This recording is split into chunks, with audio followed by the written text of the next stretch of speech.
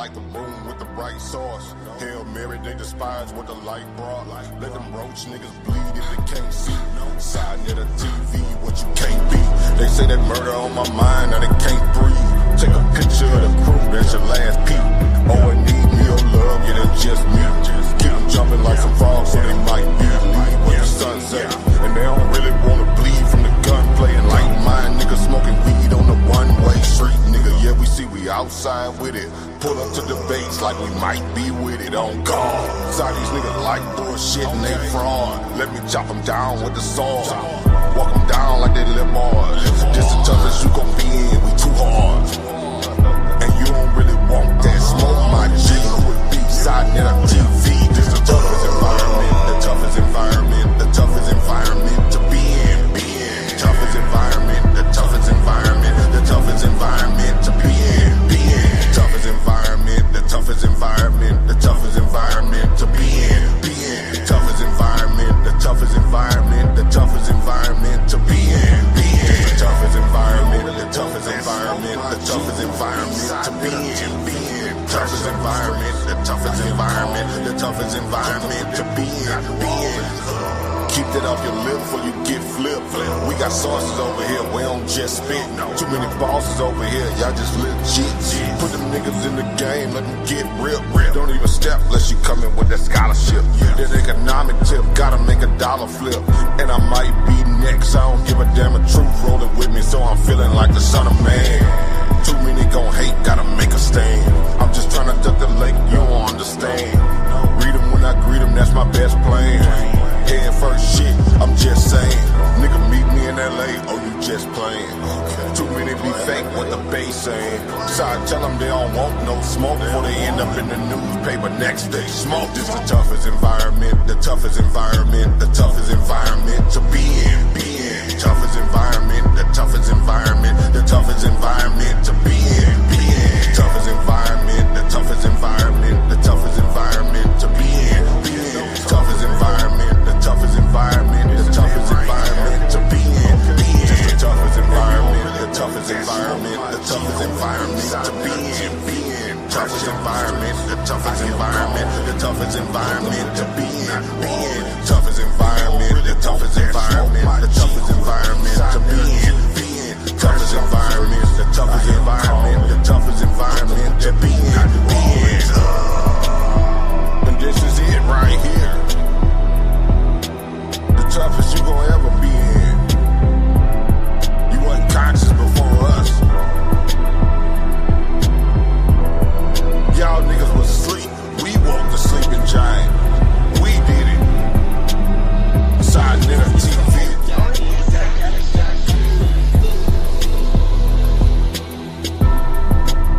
So stay your ass in your little bitty box. This into the chat. I mean, type this into Google. Cause there's motherfucking monsters over here. Real monsters. Piece of Pan-Africanism to Brother Herman Smalls in the toughest environment you can be in. Ask Google if you want to put it in your own words. Say, in The Descent of Man, did Darwin refer to Africans as savages?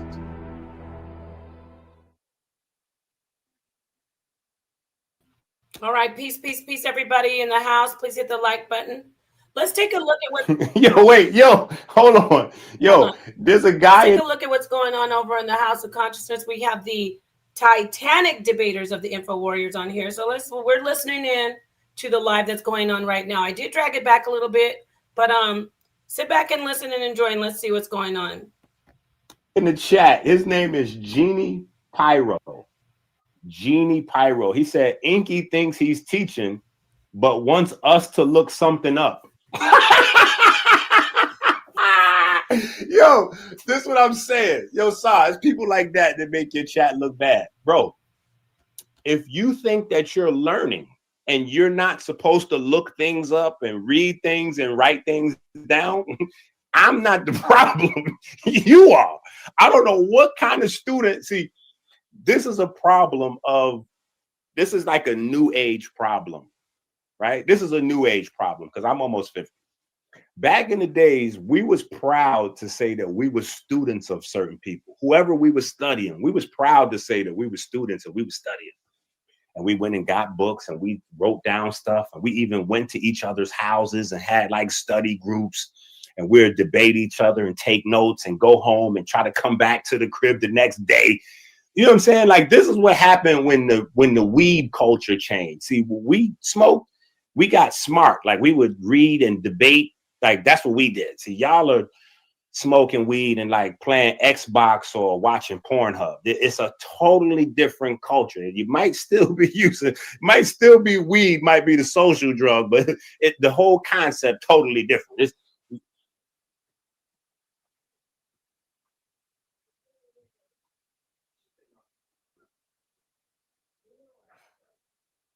real thing. That, I mean, the thing that or disqualify It's ridiculous.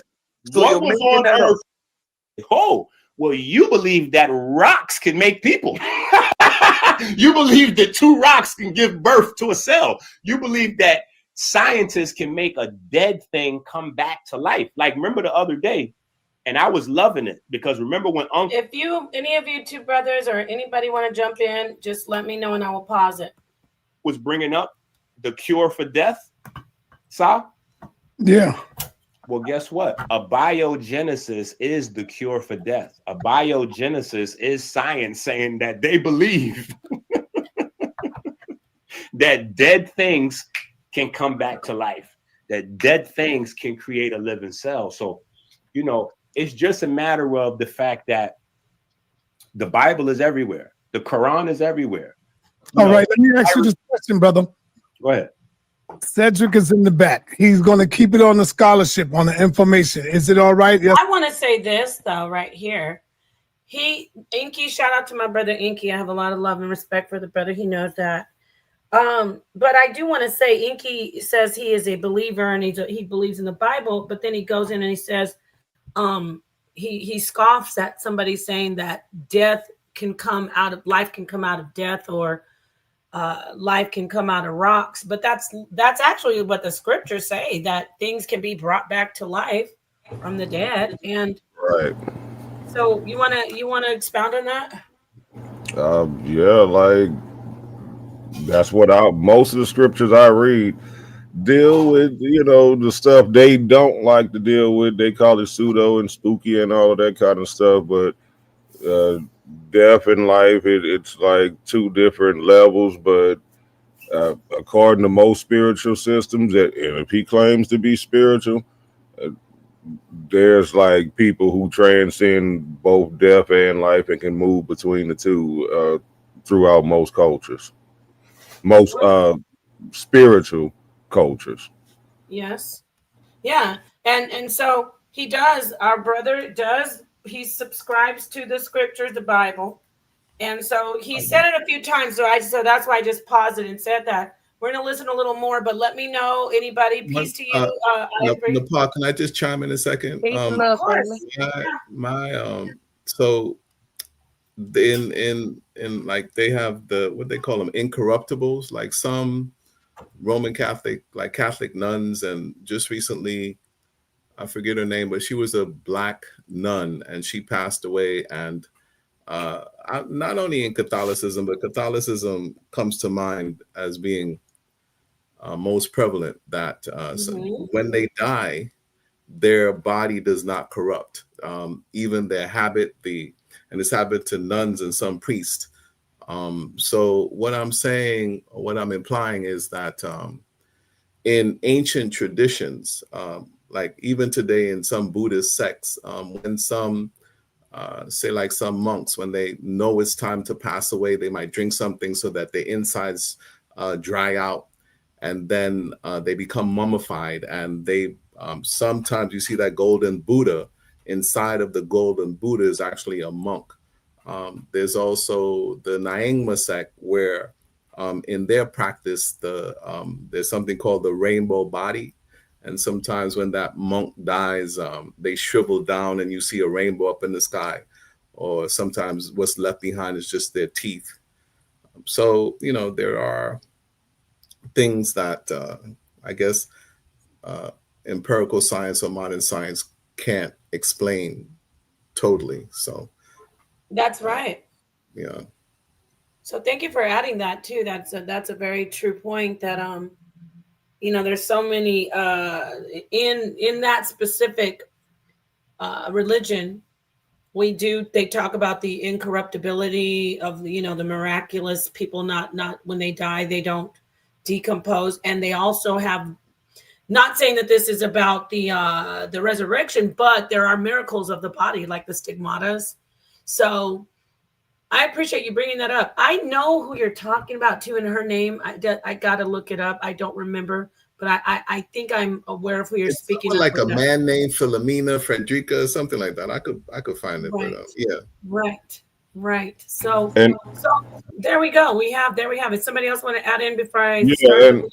and even in like the Kemetic scriptures, they talk about, you know, the whole phallus fiasco with Osiris and Isis and stuff like that. That was going beyond the veil of life and death. That was Well, crossing over. Yeah, thank you for bringing that up, Neo. So Osir and Oset. So even in books today, some dictionaries today, they will say that dying and rising God, that is talked about in Christianity. They may have borrowed that from the Kemetic tradition with Osir resurrecting in the form of Heru. But as the story goes, Set cut his body up into 13 pieces and scattered it throughout the world. And it was Oset, her devotion to her husband. She found the pieces, and put them back together. And, you know, you're talking about that phallus. Somehow or another, well, you know, some of it is myth. I don't. That's the thing, though. In our tradition, we don't necessarily take it literally, but Haba, this bird-headed, her head on the body of a bird sat on the erected phallus of Osir, and you know, she became inseminated, and then she gave birth to Heru, who then went on to battle Seth. So yeah, that's our cosmology, but we don't necessarily take it literally, and we don't say that it all has to be literal, because I can also talk about the symbolism of it all as well. right. So I just brought it up to mention that it's not just the Bible that speak about this life and death, and that, you know, it's, you know, some people can go beyond, you know, life and go to the world, the afterlife, if you will, or the extra life, if you will, whatever you want to call it. And I don't necessarily think it was, personally, I don't see any proof that it was stolen. Just these ideas, you see them pop up in multi religions. It's not just one. Even religions that had no contact with each other. Right, because in the past, I'm sorry, Napah, in the past, that was our purpose, right? So that's what we saw ourselves. That was the purpose of being a so-called human, to live a divine life. And that type of resurrection was, you know, the ultimate form of divinity, so to speak. So not only monks, but everyday people as well tried to, you know, practice that, the so-called divine life. That's how can we say that we're a god and goddesses, that, you know, because we are also divine beings. So it starts to get into divinity and what is sacred and so on and so forth. Right. Thank you so much. So I'm glad we addressed that, because he is actually speaking, calling out Ankh, who's an atheist. And again, he's saying he's really promoting the Bible, but he scoffs at the idea of resurrection being actually real and literal, because he believes the Bible to be real and literal. So let's listen a little bit more. And as you see, there's some of the debaters up there. I see Cedric up there. Who else? Wait, no. That's when never mind. Cedric got up there afterwards. We don't see it right now, and I'm messing up because my hands are wet while I'm trying to use this mouse. One moment, please. Please hit the like button. Ivory, did you want to say something before I start the video? Sis dropped off. She'll be back. Oh, dang. All right. Okay, let me go ahead and start this, which is an interesting conversation. See how it's great. It's really sparked some great conversations over here as well. So here we go. Yes or no? I'm just asking. Let's see. Okay.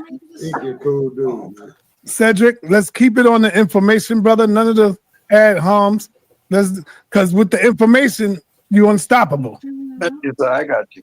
All right, go ahead, brother. Also, ask him a question. I got two questions for you. One, do you have a source for that claim you made about rocks and abiogenesis? I need a source that says rocks produce humans.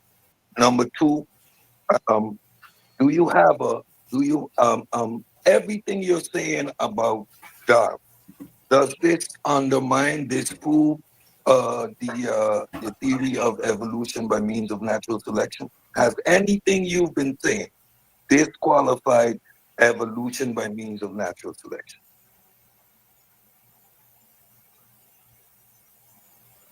Those were my two questions. Okay, first of all, the first question you ask is a non-starter. That's not a real question, because abiogenesis is not a part of my theory and not a part of my conversation. What you need to do is answer that. First of all, are you an atheist?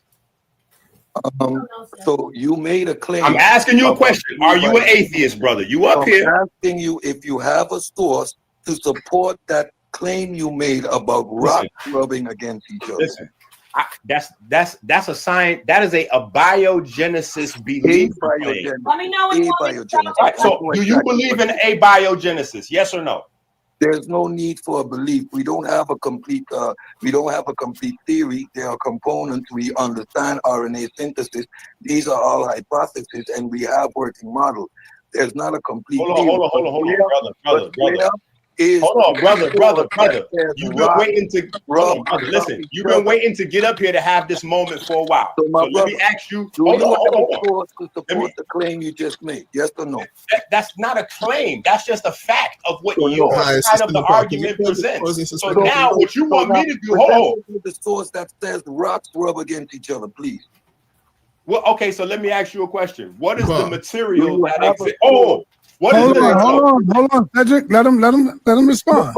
Ask him a question. He's asking me a question and not responding. Because your question is ridiculous. Your question is ridiculous. What was on Earth? Hold on. We just established that you're making that up. There's no scientific source on abiogenesis that claims rocks rub against each other and produce the human being. Okay. So that's some nonsense. Hold on. Okay, good. Let's stop for a second. So the next point. Oh, look, you're going to the next point. Hold on, Cedric. Hold on. Let him respond. Okay. Now, Cedric, you made your point and we heard you. Okay, you made your point and we heard you, right?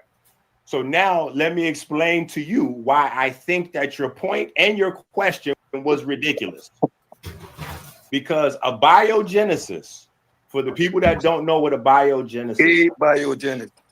Bro, what you Saab, he got one more time, Saab, before I ask you to take him down.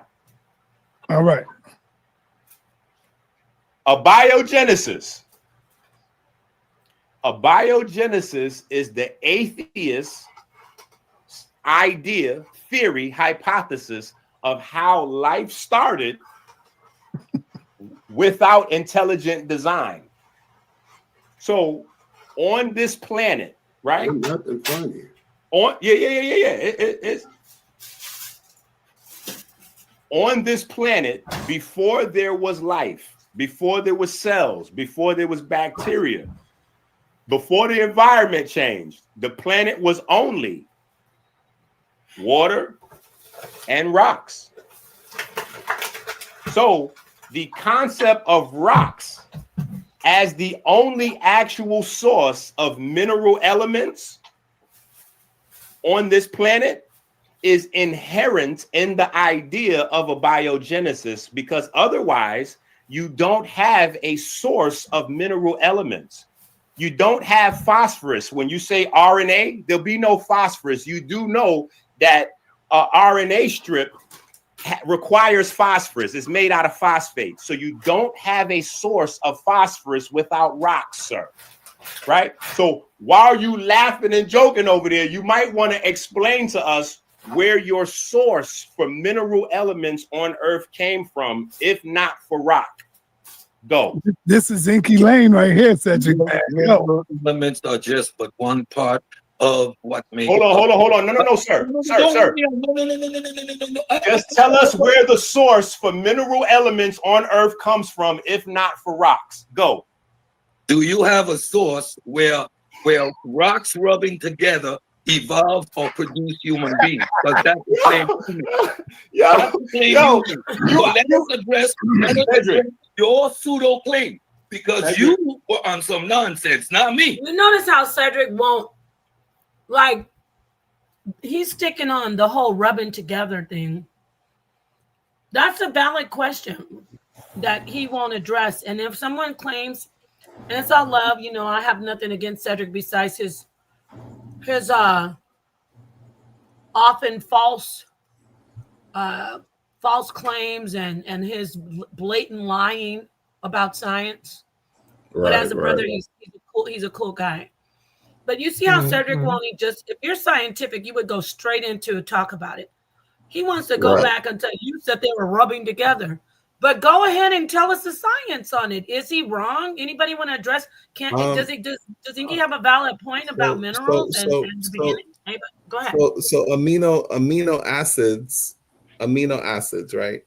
There are 21 amino acids or more. Amino acids are the building blocks of genetic material. So if you're talking about these molecules, the amino acid and RNA and DNA and so on and so forth. So I think they alluded to the soup that was on the planet Earth prior to the the amino acid soup, and then they had to be like sparked, a lightning. So they have attempted to recreate this in the laboratory.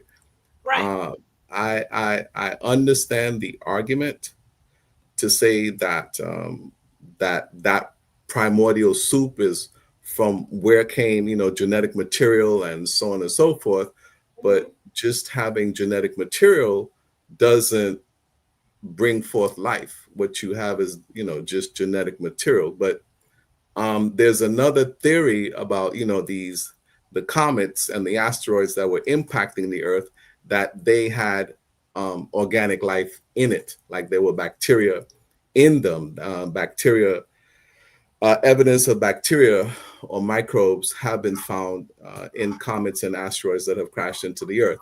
So that is, kind of like not wanting to mention about, I think it's called panspermia or something like that. But yeah. So I personally wouldn't keep it exclusively to the planet Earth.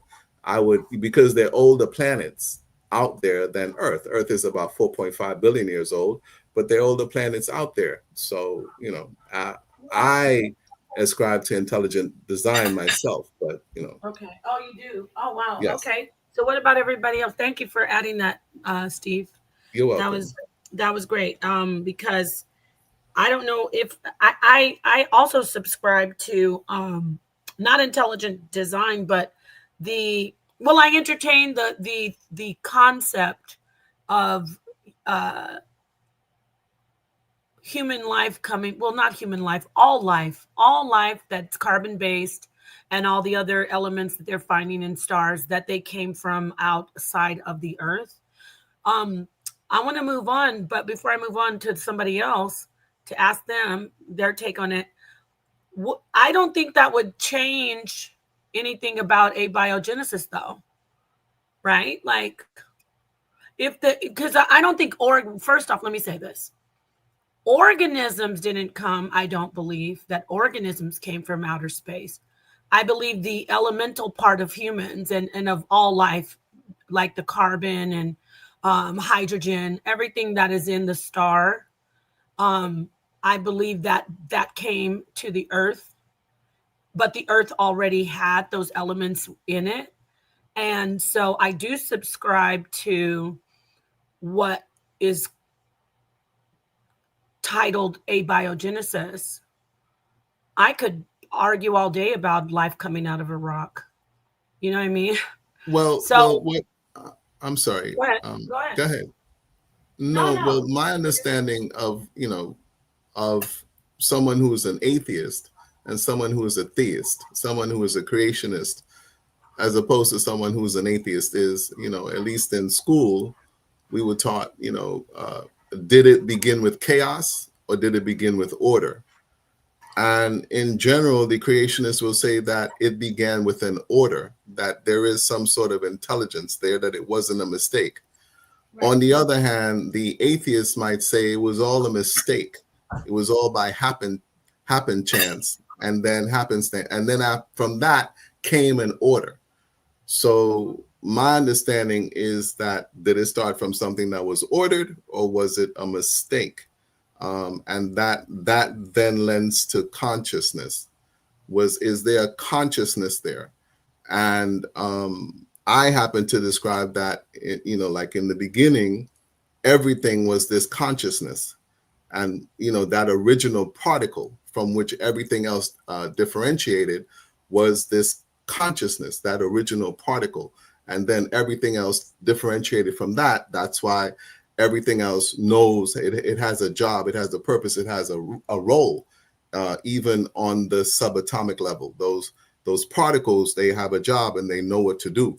Well, then where did they get that information from, or that intelligence? What's guiding them? And that is a consciousness that permeates the universe. And we have two backstage right now, Goddess in the Flesh and James Cassell.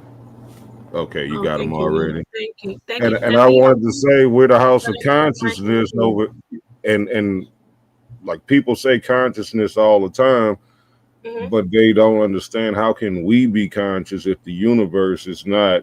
It didn't just start with us. Like a lot of people are against intelligent design, but how can we be truly conscious if the universe itself is not? Okay. So let me ask this to you, Neo, and I'll hand it back to you, and then you can pass the mic around. Neo is going to be helping me co-host today. So peace to everybody who's joined, and peace to everyone who's listening.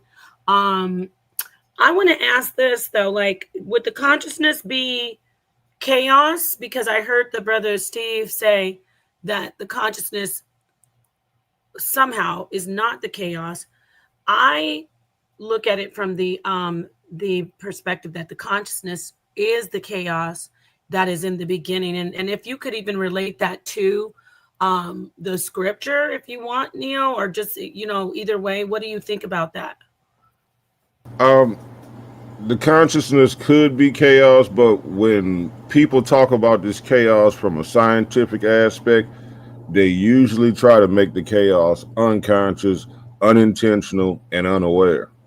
Right. So I believe that chaos was absolutely aware, absolutely intentional, and like even when you go to like the Chinese theology of the yin and the yang, the light with the darkness, that it's all kind of going towards that, but that light and that darkness was one, and it was conscious and aware. Wow, yeah, thank you. You can take the mic and pass it around any way you like, Neo. I'm just hanging out in the back. All right, we have joining the panel Goddess in the Flesh and Mr. James Cassell. We're going to give the mic to Goddess in the Flesh. You can introduce yourself and just say a little bit about who you are, and let us know who you are. Well, hello, y'all. Yep. So I'm Goddess in the Flesh. I mean, who am I? I'm just me. I'm just out here. I'm an agnostic. All these topics are pretty interesting to me. As far as I don't know, like as far as this particular topic goes, when it comes to like the thing that I think it's a little bit of an assumption to say that because something is in a state of chaos that it is also unconscious of itself. It might not know which direction to move itself into right away, but it doesn't mean that it's unconscious, or it may not be placed in the spot, but doesn't mean that it's unconscious or unaware of anything. Right. That is something, and like to the point of like in the beginning, things were in a sort of chaotic space, or disordered space. I do think that can relate to life and living. I don't know how something from inanimate objects could form itself into something that is conscious and ordered. So I kind of have a little bit of a difficulty with that. Would be more inclined to believe that it was what it was when it was created. It just, or when it was brought forth or whatever, it was what it was, but just not in its order. So that's kind of where I go with that. And then I don't know what would have made it or how it would have directed itself.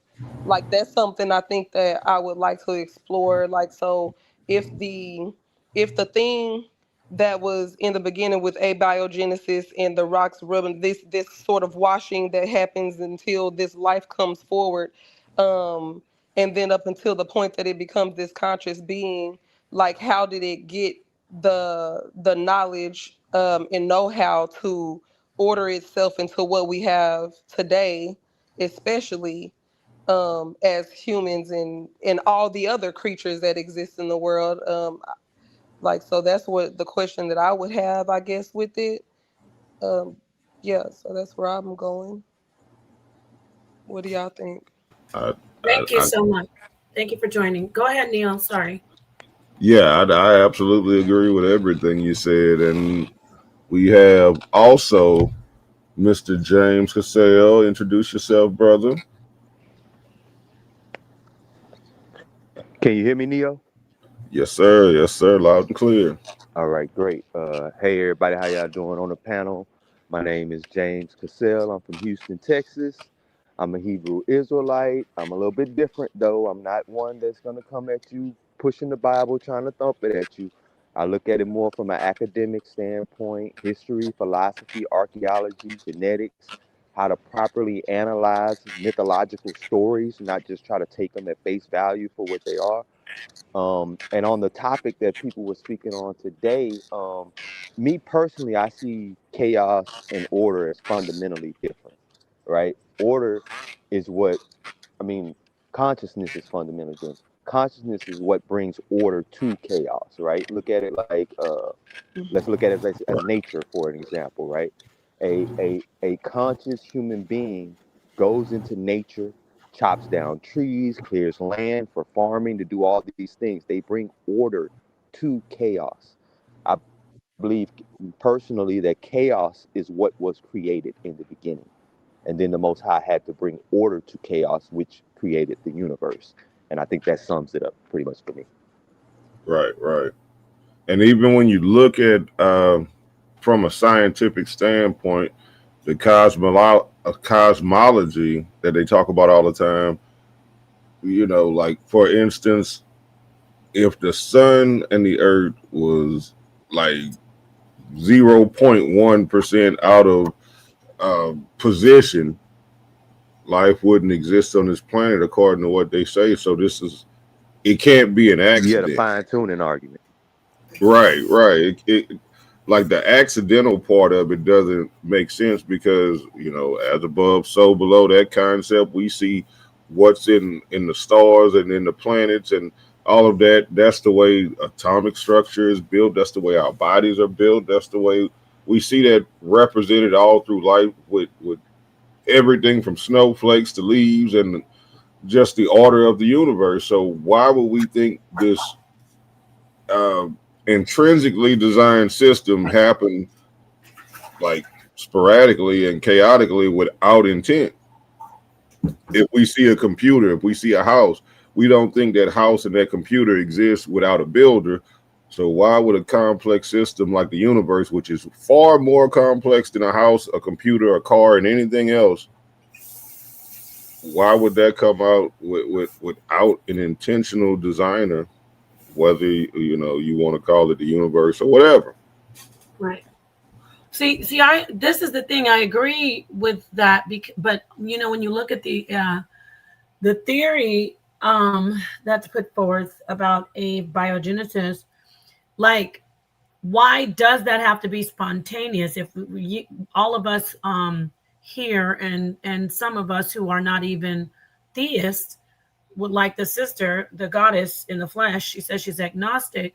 but all of us here can go into a more philosophical thought, deeper style of thinking. And we can analyze the science by taking apart what we've been told, like, well, you have to choose. It's either intelligent design, because that means that it was meant to happen, or it is abiogenesis, and it was just a spontaneous moment where, life formed. But why can't that also entail some sort of consciousness? And that's why I started talking about this consciousness as chaos. If someone wants to address that, it was, go ahead. Definitely, Steve, after you go, if nobody else wants to go, I'm just going to start the video so we can keep on listening and get some more information. But yes, definitely, please. Okay, so my time in the classroom, I was a high school teacher for 26 years, and I had to teach. I had to cover evolution, but they didn't tell me specifically how to do it. So I used to bring in history a bit and talk about, the Scopes monkey trial, when, they had this court case, and that's when evolution was brought into the classroom. Prior to that, what was taught in the classroom was Adam and Eve. So evolution was brought into the classroom. But and I would, in talking about evolution, I would just keep it to a simple definition that evolution is just a slow, gradual change over time. And then question students, would you argue against something changing slowly over time? And, so evolution does not question whether or not there's a creator. Evolution is just a slow, gradual change over time. And to try to argue against that it really wouldn't make any sense. For some of us, older people, and sometimes the high school students as well, is when they start thinking that, okay, because you're an evolutionist, you don't believe in God. But really, as in Western society, in Eurocentric society, that's Charles Darwin. And when we start talking about natural selection and so on and so forth, some of these ideas are Charles Darwin's ideas. For example, Charles Darwin wanted to be a priest early on in his life, but people don't know that Charles Darwin, he practiced incest. He was married to like his second cousin, and some of his children died earlier on. And maybe, that caused conflict and turmoil within him. And then he started to think that there was no God and there was no creator. And then now him just being, making evolution just, or his theories of evolution, his concept of evolution, something that has nothing to do with the creator. But that is not necessarily true, because evolution is just a slow, gradual change over time that does not question whether or not a creator exists. On the other hand, as far as intelligent design goes, I could have taught intelligent design. They would have allowed me to. Why I did not teach intelligent design in the classroom is because then I would have to put, I could have chosen to put a name to this designer, and I was not going there. I wasn't going to call it Jesus. I wasn't going to call it God, Allah, Buddha, none of that. But intelligence design, when we say the evidence that there is some intelligence there, is the bonding. A binds to T and C binds to G. Adenine always binds to thymine, and cytosine always binds to guanine. I don't know, I may be over some people's head, and I might be spot on at this point. So because of that binding sequence, that's why we then say that there's an intelligence, there's an implied intelligence there. And this sequencing is the foundation of biological life on this planet, and quite possibly off of this planet as well. Because when you get mistakes or an altered sequence there, that's when you end up with mutations. I just thought that I would add that in. Thank you so much. Thank you so much. Just one brief is this James? Thing to what he said. Yes, is that James? Sure. And then Neil, I'm handing it over to you. If you want to, I'm going to let you take the mic, but then you let me know when to start the video. Okay, go ahead, James. All right. Okay, just real short. Only thing I'll add is that Charles Darwin, in his memoirs, did leave abiogenesis up to God. He did write in his memoirs that God was pretty much responsible for the abiogenesis portion of it, and everything else took on itself. Can you drop a link, or like post that or something like that? Because I got you. I never heard of that.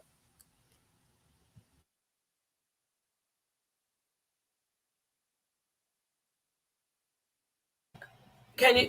Are we on? Can Yeah, you guys hear me? we hear you. Okay, Neil, you want me to start the video, or was he getting Yeah, something? he's getting something. He's gonna drop it in the chat, but you can start the video back, and we'll check it out when he, you know. All right, great. Thank you so much. Let's listen up and see what.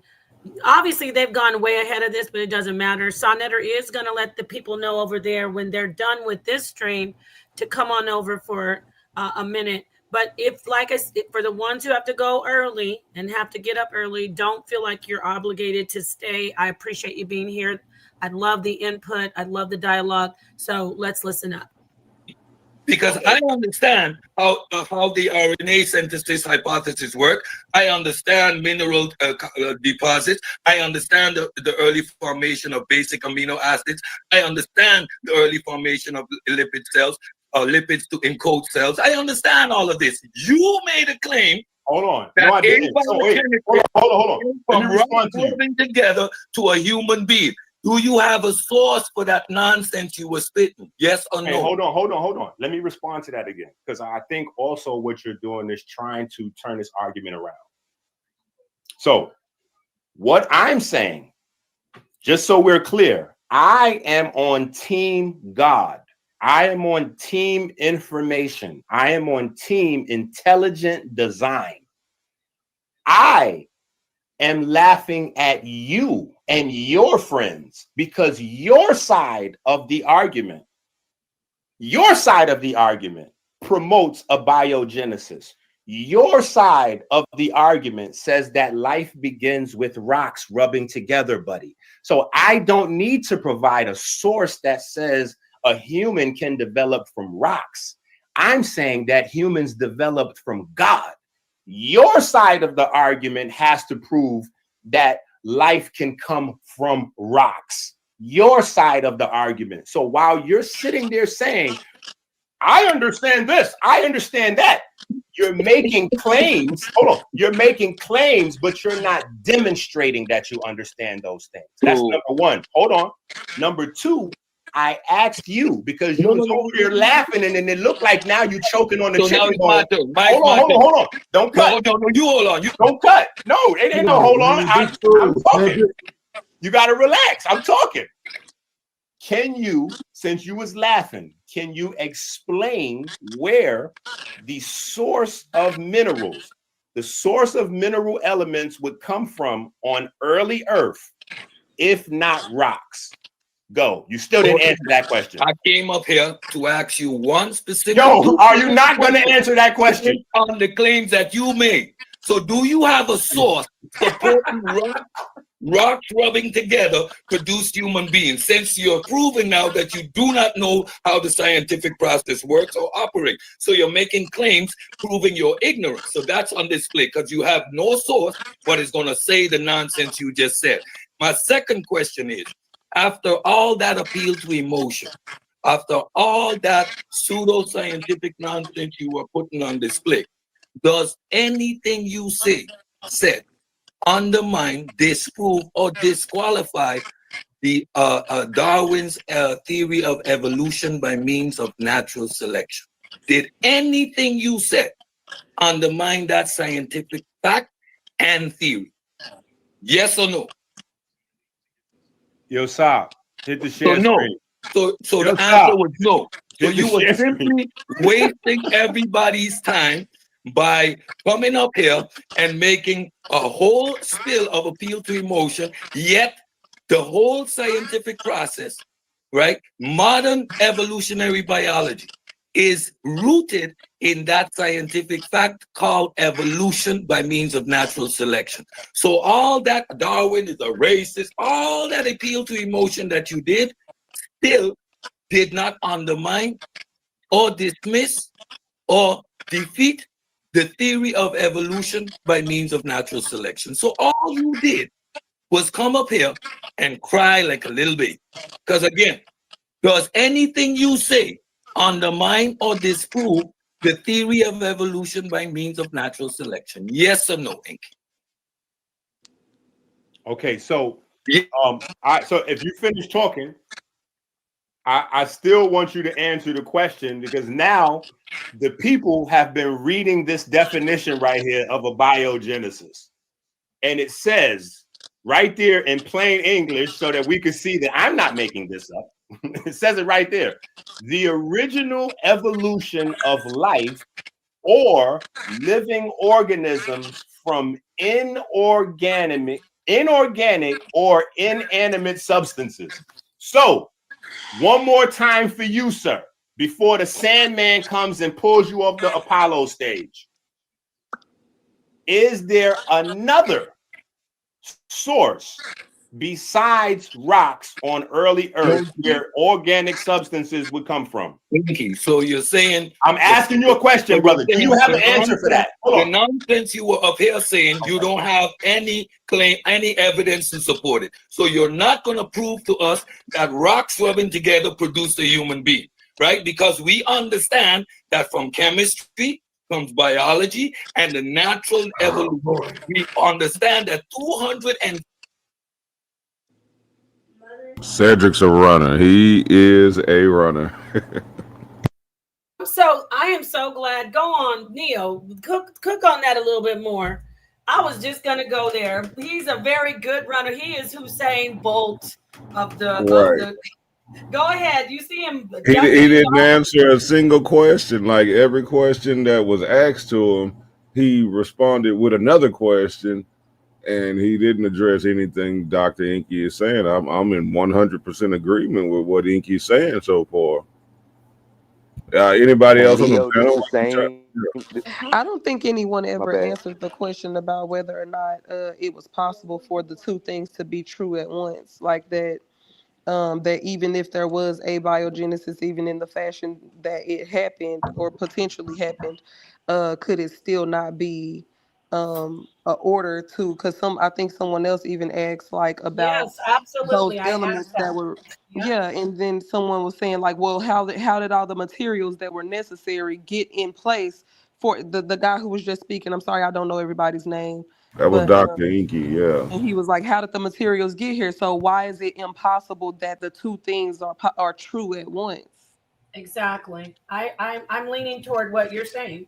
Why do we have to separate it? And I like how Steve came in and said, I'm 100% with you on the whole just explaining evolution, about how it's just a process that is slow and it's over time, rather than, going into scientism where they feel, you know what it is, people, Cedric is a devout religious follower of scientism. Yes. Science. So he has to fight for one of the prophets, which is Darwin. We aren't bound to that. We don't have to fight for Darwin to talk about evolution. So I appreciate what everybody added. Yeah. So he is a runner, Neo. I'm gonna pass the mic back to you. Yeah, and let me read something real quick, Neo. Go ahead, Brother James. All right, this right here is from one of Darwin's writings on the origin of species.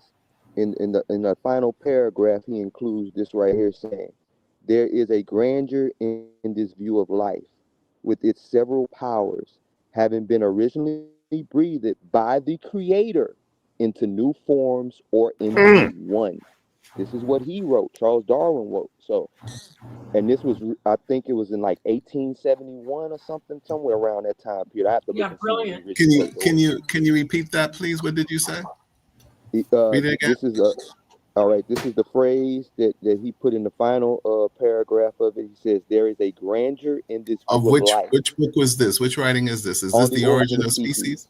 Yeah, on the Origin of Species. There is a grandeur in this view of life, with its several powers, having been originally breathed by the Creator into a few forms or into one. Okay, what does that mean? What does that mean? Well, I mean, if he's alluding, what does that mean? Yes, I'm sorry. He mentions a creator. Yes, if Charles Darwin mentions a creator and says it was done by the Creator, then he's not this atheist or agnostic everyone's trying to promote him to be. He doesn't didn't Charles Darwin also say? Didn't Charles Darwin also say that black people are closest to monkeys and that white people are far What does that have removed to do from with the monkeys. quote I just said? No, I'm just asking you Like if Yeah, you that's you're non moving into the secular. That's goalpost non because you don't no, secular. like the quote that's right a now. quote. That's a quote about the creator, right? But I'm also saying that Charles Darwin was an atheist. He didn't believe in the creator. Maybe at some point he Okay, did believe in the creator, he but was at an another abhorrent point he racist, didn't like believe in every the other creator. scientist of the time period. That has nothing to do with the topic. Well, to be honest, like I heard the I just don't quote. believe that has anything to do with the topic. I did I say that heard the he quote you also said, wanted to be a Steve. priest. I did say that. Didn't I Steve, say he wanted to be a priest? I heard the quote you said. However, that quote didn't say he was an atheist. It just said he was a racist. That's all. It didn't disprove a creator by him saying black people Okay. this, white Okay, people but that. Charles Darwin says okay, maybe he did or he didn't say it, but Charles Darwin is known for insinuating that people evolved directly from monkeys. At least that's what we understand But today. what they're asking is even if he That believed has in nothing to this do with the origin theory of life. of evolution, he Right. still acknowledged the creator and is saying that it was by intelligent design that this was done. He's not saying that it was an accident of nature, of like chaos and the randomness. But people at that time who were creationists, they would not say that we came directly from monkeys. That was like Well, sacrilege to say that human beings came directly from monkeys. That's yeah, sacrilege. Darwin didn't say Is it? that we That's what came I was from like. monkeys. Yeah, go ahead. Yeah, Sorry. thank you, and I'll pass the mic. He didn't say that we came But from it's the monkeys. standard theory right now. Well, he didn't say we came from monkeys. He's what's known, not just through Darwinism, but facts through science. And now we have great technology. We can look at DNA. It's a known fact that we share a common ancestor with monkeys, with primates. I'm 100% on that. I did a debate on that. So why do I say that though? Because you can't get around endogenous retroviruses. So there's a lot So of information. that's what Charles Darwin was saying, that we came from monkeys, that we came directly from monkeys. That's what Charles Darwin was saying. No, he didn't say we came directly from monkeys.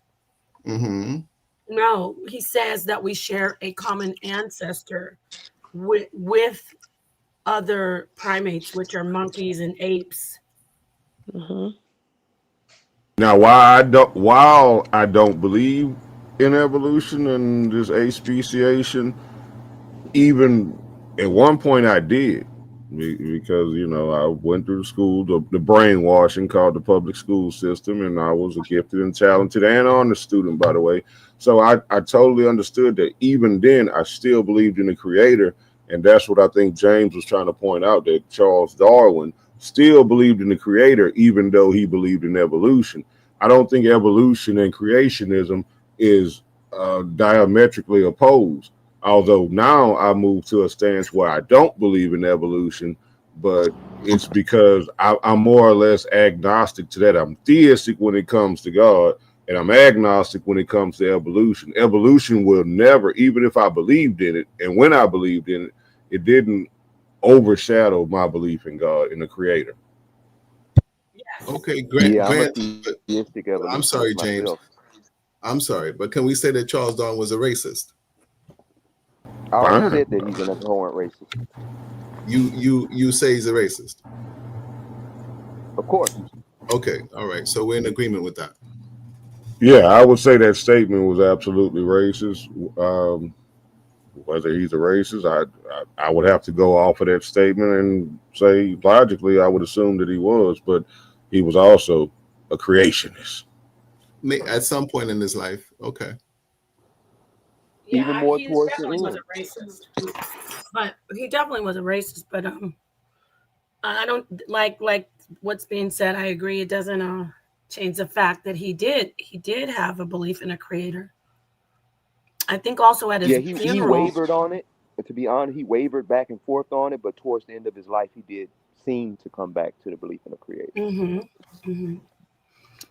Neil, you want me to start the video? We can listen a little bit more. Before you do, Napah, I need to thank James for clarifying and finding that source. I appreciate you, brother. Thank you so much. All right, yeah, let's get back to the video, and yeah. Okay, let me mute out and start. Good info. Like I like what y'all was saying. 50 million years, you only had microorganisms. So we understand that, Frankie. But your point that from rocks rubbing together came a human being. Do you have a source for that? No. Number two, nothing you said undermine or disprove evolution by means of natural selection, right? So that whole time you were yapping, you didn't prove anything. All right, Cedric, I got him. Keep it moving. Thank you. Hey, Cedric, you can come do your own show whenever you're ready, but you never let me know. All right. I'm gonna let you know. All right. Yo, once I get them into a loop where they just keep repeating the same thing over and over again, that's nonsensical. It's a wrap. At that point, we're just taking time from everybody else. So what he wants me to do is provide a source for the proof of evolution when that's not my argument. We're ops. I'm not supposed to provide a source material for abiogenesis to prove it. They are. Right. That's not for me to pull out a source for that. And I'm gonna be honest. I honestly believe that Unc is sending his minions out to try to get an emotional response from me so that maybe I'll reveal some of what's getting ready to happen to him in the debate. So then maybe he could better prepare for me by asking me, Inky, what? So can you disprove the theory of evolution right now? Like, hold on, man. You know that we got a scheduled debate. So you tried to either put me in a trick bag where either I look like I'm avoiding your question. There you go, Inky. That's one of Unc's old chess tricks. But he don't know that this thing going on for 20 years. He will send people out to try to get you to throw out something so he could cut it, slip it, and use it on you. Of course. Let me say this. I got to go watch the NFL. I'm going to watch the game. Let me say this real quick. Go ahead. Inky, who playing? Who playing? Who playing? Who playing? The Cardinals and Seahawks. I'm going with the Cardinals. Go ahead. All right. You making more and more sense. I look at Cedric and I agree. I say, yeah, Cedric's ancestors must have been a Taurus because he sure looked like a turtle to me. So if it's get out of here. Wait, I don't look like a turtle, but keep going. Really ridiculous, man. They act like all of this natural.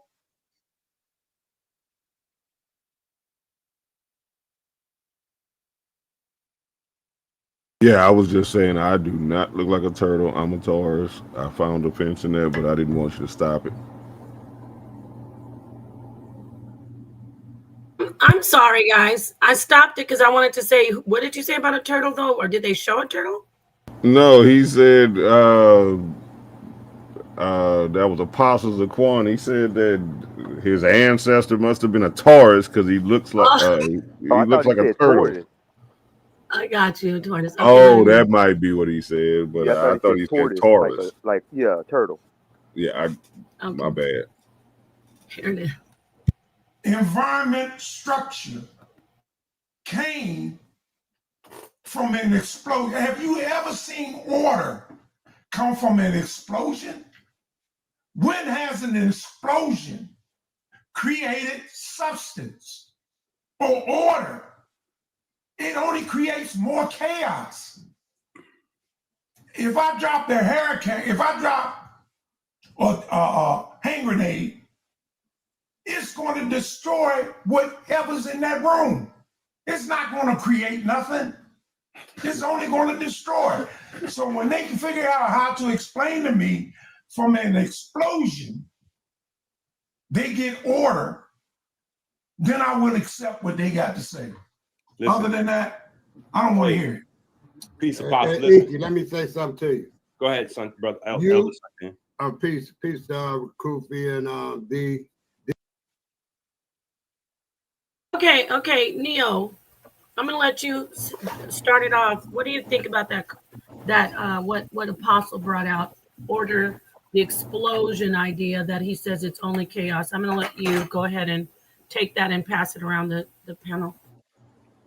I halfway agree with what he said.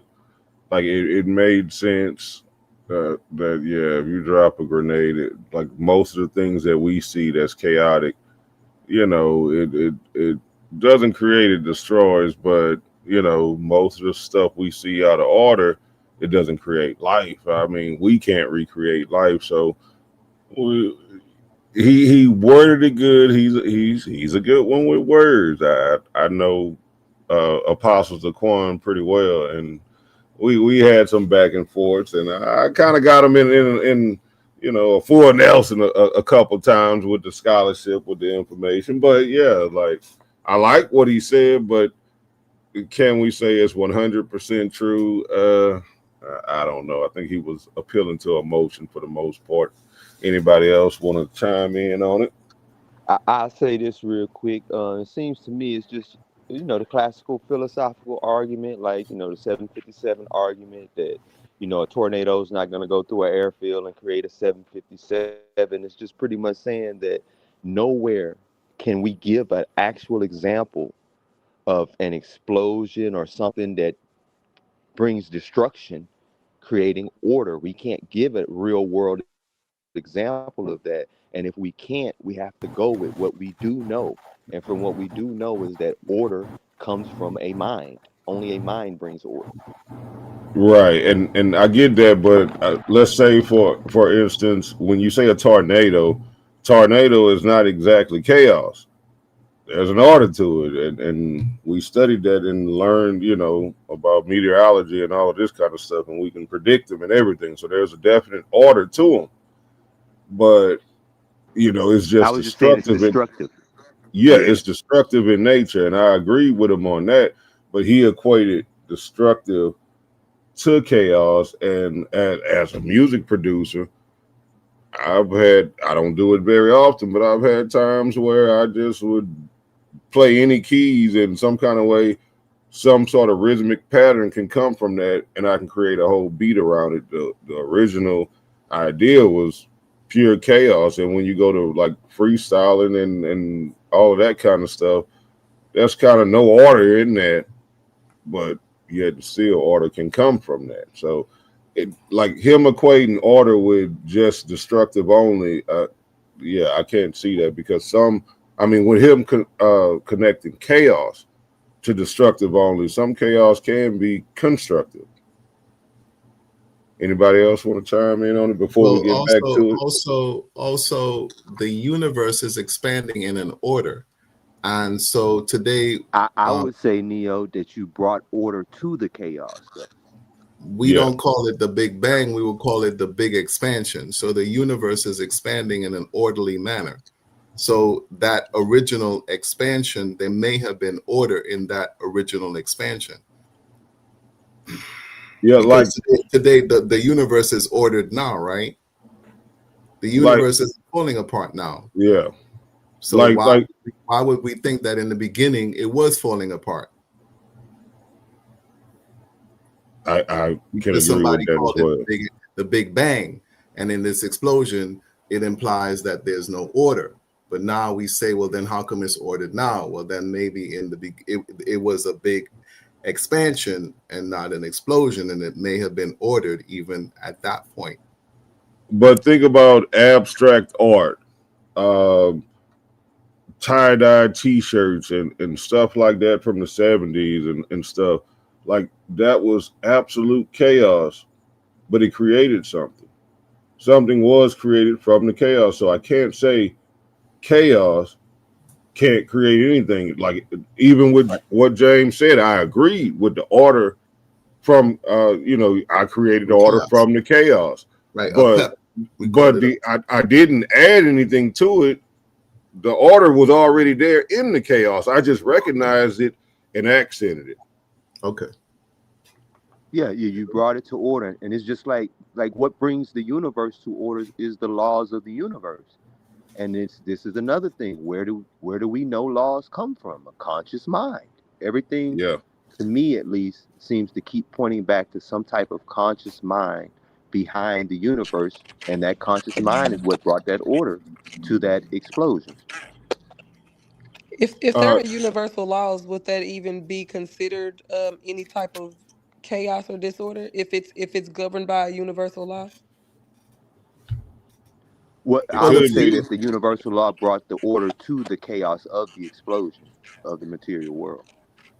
and what we And don't the understand, universal mind could have ordered the chaos in the beginning, just like and what we don't understand, we call chaos. Just because we That's what don't I'm saying. understand it Yeah. Correct. doesn't mean Correct. that there isn't an order there. It's just What It that we was what don't its understand form. It was in its proper form when it was done. Like it was there. It just maybe did not look like the order that something that we would call order until it looks like order, something that we could perceive as order, if that it. makes sense. Exactly. well, when I'm saying ordering the chaos, I'm saying as a producer, I can turn my recording software on, hit record, and just rub my hands randomly across my piano keys.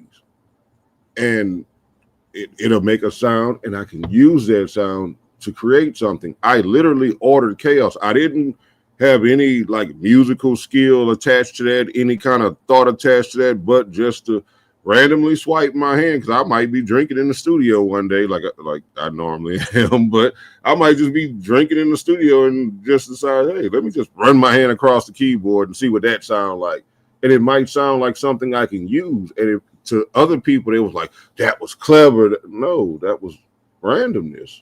And I ordered it. I intentionally just randomly did something and said, let's see what this is going to do. I've seen artists that just take a bucket full of paint on a big canvas and just splash it on there, and it turns into art. I mean, it don't turn into art that simply. They do other stuff to it or whatever, but it turns into art. Abstract art is chaos. Now I'm with you because like the last track I made, I just actually hummed the cadence first before I ever wrote a single word to it. I just went in there, Right, heard the beat, and kept humming the cadence. And then once I hummed it out, then I added the words and made the track. right. So chaos can be creative, not only destructive, and even in the destruction, there is an order. Like if like looking at the aftermath of an explosion, because I'm thinking about this hand grenade Steve brought up, or somebody brought up. It might have been, I don't know who brought it up, but the hand Probably grenade. Apostle, because it wasn't me. Okay, my bad. It was Apostle then, because that's who I was thinking it could have been.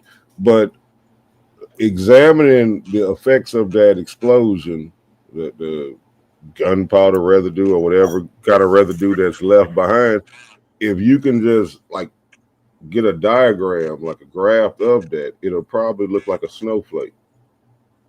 And the right scientific and physical mind can go and write a formula, an equation that describes what they're seeing and how this shape was formed.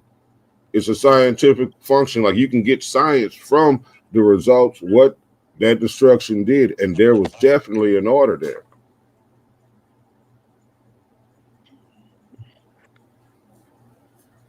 Oh, King Hercules. This is great. This is great. Neil, you just let me know. I'm letting you pretty much host as a co-host. Let me know when you want me to start the video or, do whatever. I'm here. Roll that beautiful bean footage. These and brother Apostle. Hey, this is what I have to say. When you got me thinking and pulled me over to you is when you a few days ago you told you and Unc was going at it, right? And you told Unc in so many words that Darwin's theory was he was online, but he gave up on it because it was debunked by his cousin. But he was just a part of a frontier that was going forward. Neil, I called you. I didn't do what I did the other night, right? No, you didn't do it. I didn't hear it. I did Ooh, not hear it I'm just today. making sure I don't do that. That's a slap in the face. All right, brother. I'm sorry. Okay, let me mute out. All right. Right. So that right there pulled me over. You understand what I'm talking about? Yeah. So once you said that, and then Unc kind of stuttered a little bit. But what I'm saying is you made him think a little bit, because me, Apostle, Rakufi, and these, we can be in front Sinetta. We can all be on the frontier to do something. This say Apostle was discovered, got a little further than everybody else, but it turned out that it wasn't so much. And then Rakufi came with the real thing. That, I mean, the thing that made it go further. But even though Apostle planted that seed, you had help from somebody else to further it. And that's all you were saying about, I'm leaving out the race. Okay, y'all, I got to fast you were forward. saying I love about it you, is that Suntan, he but got I debunked don't know and about he you, kind but of I got slowed up. Up a bio. Go right ahead. Hey, Saw, hit the shit credit It was because a I big don't even time. believe F around and find out, right? Right. Cedric just gave me the best ever video clip because that right there is priceless. I'm not even sure that Cedric understands. See, this is why I kept saying in those early videos that I'm wrestling with beginners and novices. Cedric just, for the people that's in the know, right? Cedric just explained that he doesn't even understand the debate between Darwinists and intelligent design. By him coming up on the stage asking me for a source that proves rocks can make humans, that means he doesn't understand what side of the fence he's on. He doesn't. The wrong side. Yeah, I'm with Team God. I believe that is absolutely. But that's your argument, eh? That you on your side of the argument, and you not trying to prove his side. He got to disprove yours with evidence. That's right, Elder Suntan. Okay, guys. So let's see here. Let me see what they're talking about right now. Let's see if we can see what they're talking about right now. Oh, mechanisms. They produced the okay, Ankh, it got a little heated up in here. Let me get back here and see when Ankh came in, right? Okay. Uncle West. Let's see. Okay, Ankh came in. He said, let me present myself. I call Uncle West the plantain king because he say we come from bananas. Oh shit. Does he say we come from bananas? No, he said we all share a common ancestor with bananas. That's one of his catch phrases. So I just like to troll him. I'm not saying it's not true, but just because I troll him a little bit. We got no, that. that's cool. I know you're just being you're not being vicious. Okay, so let's see when Ankh. I want to get it to where when Ankh comes in, and Sonata probably said, "Uh-oh." I'm just gonna put some. I'm gonna bet on that, y'all. Let's see, and let's listen to the rest of the argument. This is pretty interesting. And Neil, I know you can't be up late, and I don't want to be up late either, and everybody else. So this stuff, we can just do a little bit more of this, and I'll let you, I'll let you guide us to when you're ready to go ahead and close out and do part 2 tomorrow or something. Okay. So. All right, so here we are. I'm going to play this, and we're going to see when Ankh comes in. I'm going to mute out after I start this. And just let him have that and ask him, do you want to stay on this channel and talk about pangenesis and evolution? If you want to do that, fine, stick around. But you're not going to redirect our conversation to something that you don't know what you're talking about. And what I was saying is not that he didn't know what he was talking about pertaining to whether page 15 or the book was talking about plants and animals. When I was saying he didn't know what he was talking about, I was saying that he didn't know what I was talking about because Unc and I started arguing about animals and people coming from monkeys and then white people coming from black people. And so that was the initiation of the original conversation. So today, when I had time, I hit Sa like, yo, Sa, Jabari out there, full blown capping to the people because Darwin absolutely in his book, Descent of a Man. I mean, now, Daniel, are you familiar with the book Descent of a Man? Vaguely. Okay. So maybe what I should do is but before we go there, because no, let's stay here for a second before we change the subject. Let's not change the subject. It's really not change the subject. But what I was trying to do really was what I really tried to do is address the points in which were discussed on that day, because now we're jumping to Descent of the Man. When he came on, he said he only wanted to talk about the things that you said, and he did not want to talk about because he ain't heard your presentation yet. So, but based on what you're saying, when you did ask Sai that question, even I myself thought you, and maybe I could be wrong, but even I thought you were applying or leading to that in that subtitle when it's talked about race, that they were talking about people. But when you start talking about pangenesis, okay, so in that case, I guess Jabari's right, because you agreed it wasn't talking about humans in that aspect. So in that case, he was right. But when you start talking real about quick, sorry, I just want and to you say hit the like button. Please hit the like button, share the video. And I don't know if everybody can hear me. Ivory, Goddess, Ivory, everybody, you're here? I'm just doing a roll call. Okay, Neo, Steve, James, I think we lost James. He dropped off. Yeah, Ivory, you can hear me, Ivory? I can hear you. Okay, Goddess is here. What about Ivory? Can you hear me, Ivory? I don't think she can hear me, or maybe she's not in here. Okay, I just want to double check. Sorry about that. What do you think about what's being said so far? He didn't come in yet. So no, he didn't. Let me get to where Ankh is before y'all make a comment. Look, I thought I saw Ankh. He didn't come in yet? Let me see. That definitely sounds like his voice. There's Ankh right there. Yeah. Okay. As if pangenesis was a theory. Fast forward. That part was incorrect. Based on when Darwin started talking about pangenesis, he's only talking about a guess, which he stated. Which he stated. Brother, hold on, brother. Wait, let me have you read? Hold on, no, because you're just saying things. Listen, brother, have you read the book?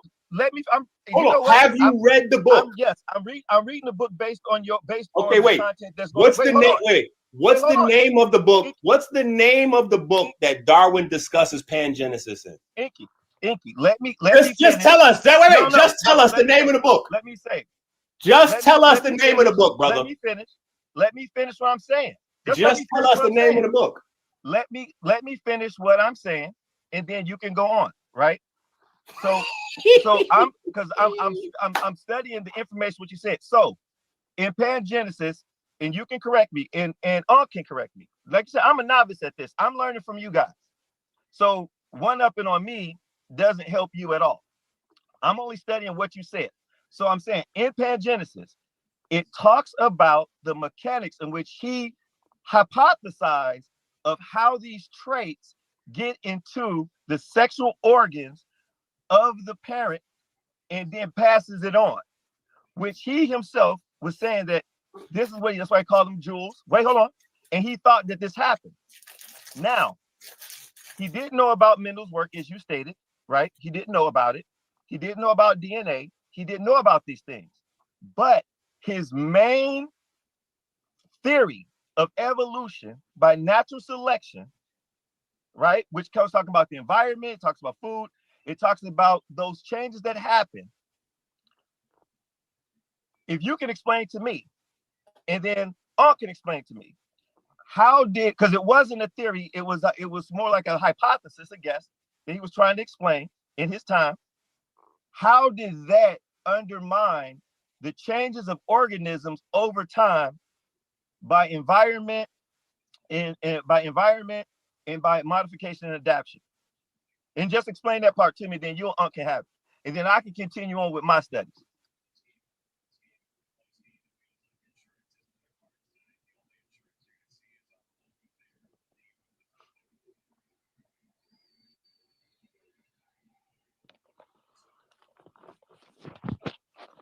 What? Inky, let's go. Got him stuck. Hit the share screen, sir. My mic was muted.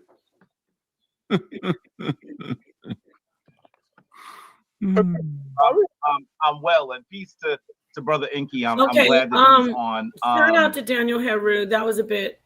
Let's get to what, because I know, like I said, people have to get going. So let's. I'm trying to get to where I can get where Ankh is talking, and then we can address whatever, like a segment of what Ankh says. Is that okay, everybody? And that's fine. Great. And Neil, you're doing great. You sure you haven't hosted before? I think you Maybe maybe once in a past life. a past life.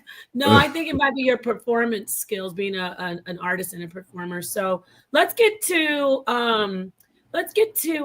here. I think this is, let me see. Typed into the chat GPT. I said, okay, that's, y'all want to hear this right here, or should we just find out when Ankh is talking? I think we need to just get where Ankh Marks, brother. So did you see? Dang, he's cool. Let me tell you what I mean. Hold on. I believe in the ancestors. So I we believe see in Ankh is letting The way you did that. I love the way you yeah, handled that, bro. go. I say, wait a minute. Here he is. Okay. Came from monkeys. All right, so we're gonna listen. Y'all follow through, file complaints on them, they investigating and everything. Right there. Shout Hold out up. to him now. When I do that, I never have my ID on me. I leave my ID. Okay, so we're gonna, once Ankh starts speaking, we're gonna listen to his points a little bit.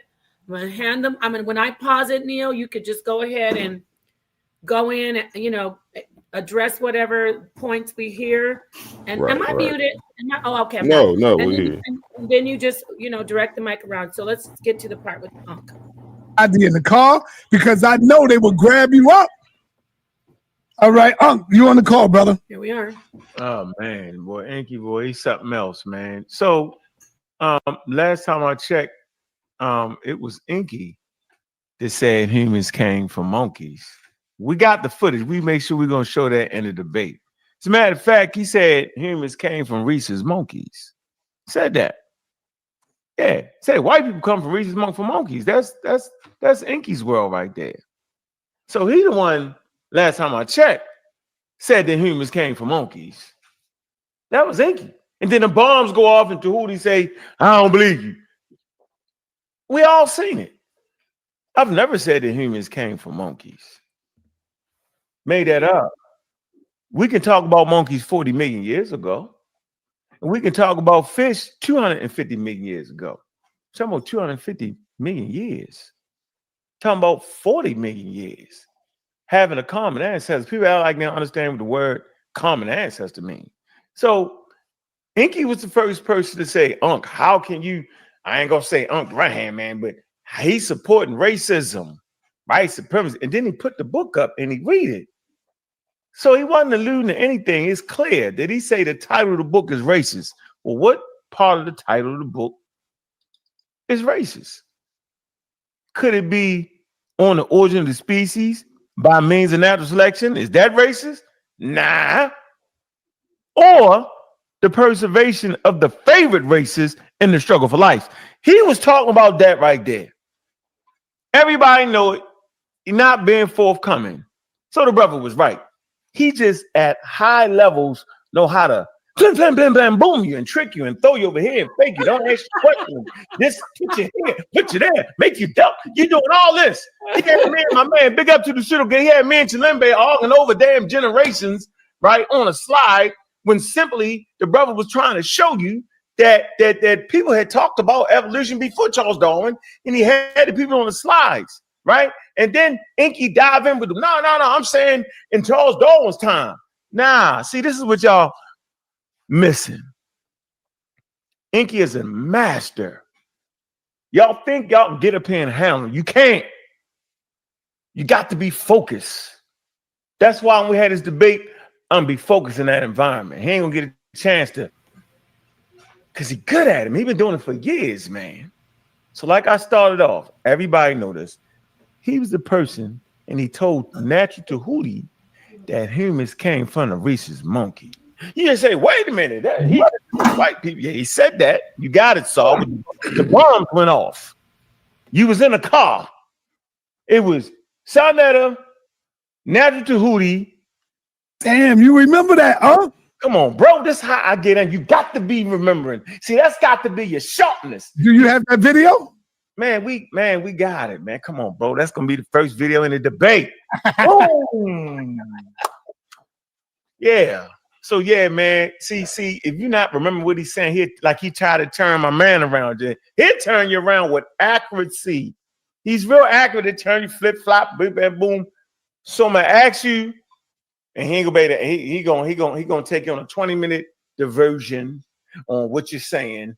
Why did you tell Sarnetta that I've been supporting racism, when in actuality, Inky be supporting racism. Because if you support intelligent design, that's a white Christian movement. White people did that. And the only designer they ever was talking about was people that look like them and not like you. When you talk about science, science says, Charles Darwin says that humans come from Africa. He's one of the first people to say that. Humans do come from Africa. He'll act like they come from Mars, come from space, come from here. He'll act like Charles Darwin, oh, got a theory. All these things will be exposed. We know what the damn debate title is because he said in the video, I'm never lit. He can debate what he want to debate. I'm coming in there and debate what we agreed on. And I'm staying right there because if you let him take you on that damn roller coaster, boy, you're going to be all over the place. He going to take y'all on a ride, but I need y'all to be as focused and listen clearly. Yeah, I don't like how he just did that. He blamed the racism on the Christianity. He blamed Christianity for the racism as if racism originated with Christianity, and it did not. That science was absolutely used to push racist ideology that the black folk were, even though Charles Darwin said we came first, he didn't just say it like we was the gods and we was the kings and stuff like that. Charles Darwin, the racist we just acknowledged he was saying that we were primitive. Primitive meaning the first, the predecessor, the inefficient version of it, and the latter usually being the improved version. So he was absolutely saying we was primitive. Charles Darwin was not saying we were the gods of the earth or some stuff like that. He was saying they were the improvement and we was the inadequate one. That's all. I mean, if anybody else want to comment, but also Charles Darwin said that that what I said before about Charles Darwin saying that we came directly from monkeys. That was my bias, right? I am biased against Charles Darwin, even and Charles Darwin did not invent evolution. He did not. He coined certain phrases, and he's taught in academia. But other than that, Charles Darwin said that black people are closer to monkeys, and he said that white people are far removed from monkeys and even black people. But and when talking about intelligent design, about being white Christian, I'm that there might be some truth to that. But when we talk about my understanding of intelligent design is where in looking in nature, you can see that there is some sort of intelligence there or some sort of purpose there. And I would point to, again, the binding sequence, the nitrogenous base pair sequence. That's also what I saw in the books. But Charles Darwin definitely was a racist. And in his title of the book, the struggle of the favored race, and the favored race is white people. And Charles Darwin, right. Yes. So let me ask you a question. We can get back to what Unc is saying. One quick question: do you think, Steve Caballero, think that racism started when the Bible first was made? No. So there was racism before the Bible. Yeah, I mean, but I'm saying this whole, but also I would like to say this whole concept of race. So I know biologically there is no such thing as race, right? So race is a social construct, and the purpose of inventing race is to keep us divided. Science actually says there is race. Because we touched on it last time. We touched on it last time when we talked about this evolutionary theory in the origins of humans. You spoke on it. Hold on. I can pull it up if you want to see the. No, I'm asking you how is race biological? I didn't say that's science. What I'm trying. How is race biological? This is how. Mm-hmm. Because with, when you talk about biological, you're talking about scientific. Science says, wait, hold on, listen to it. Digest the Sociology whole is thing. also a science. Sociology is also a science. So the Steve, social sciences, you have race. Steve, listen to what I'm Yes, saying. I'm listening You're to not you. trying to hear it. All right. So science and the theory of evolution specifically says that certain humans have Neanderthal in their genetic makeup. They touched on this last time when Sister Freedom was on here, and you kind of said it at the beginning of that show, but I went and looked it up, and science absolutely says that Neanderthal comes from a different branch of the evolutionary chain. It does not come in the same line that produced Homo sapiens. It comes in a branch, an offshoot. So that's coming from a different species mixing back in with our species, causing a different species, like an admixture. There's an admixture from that.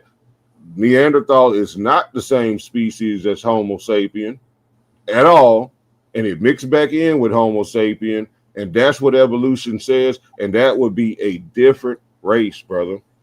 So talking like, for example, in Charles Darwin's time, everything was a race. You had a race of bananas. Everything was a race, right? So today, everything is not a race.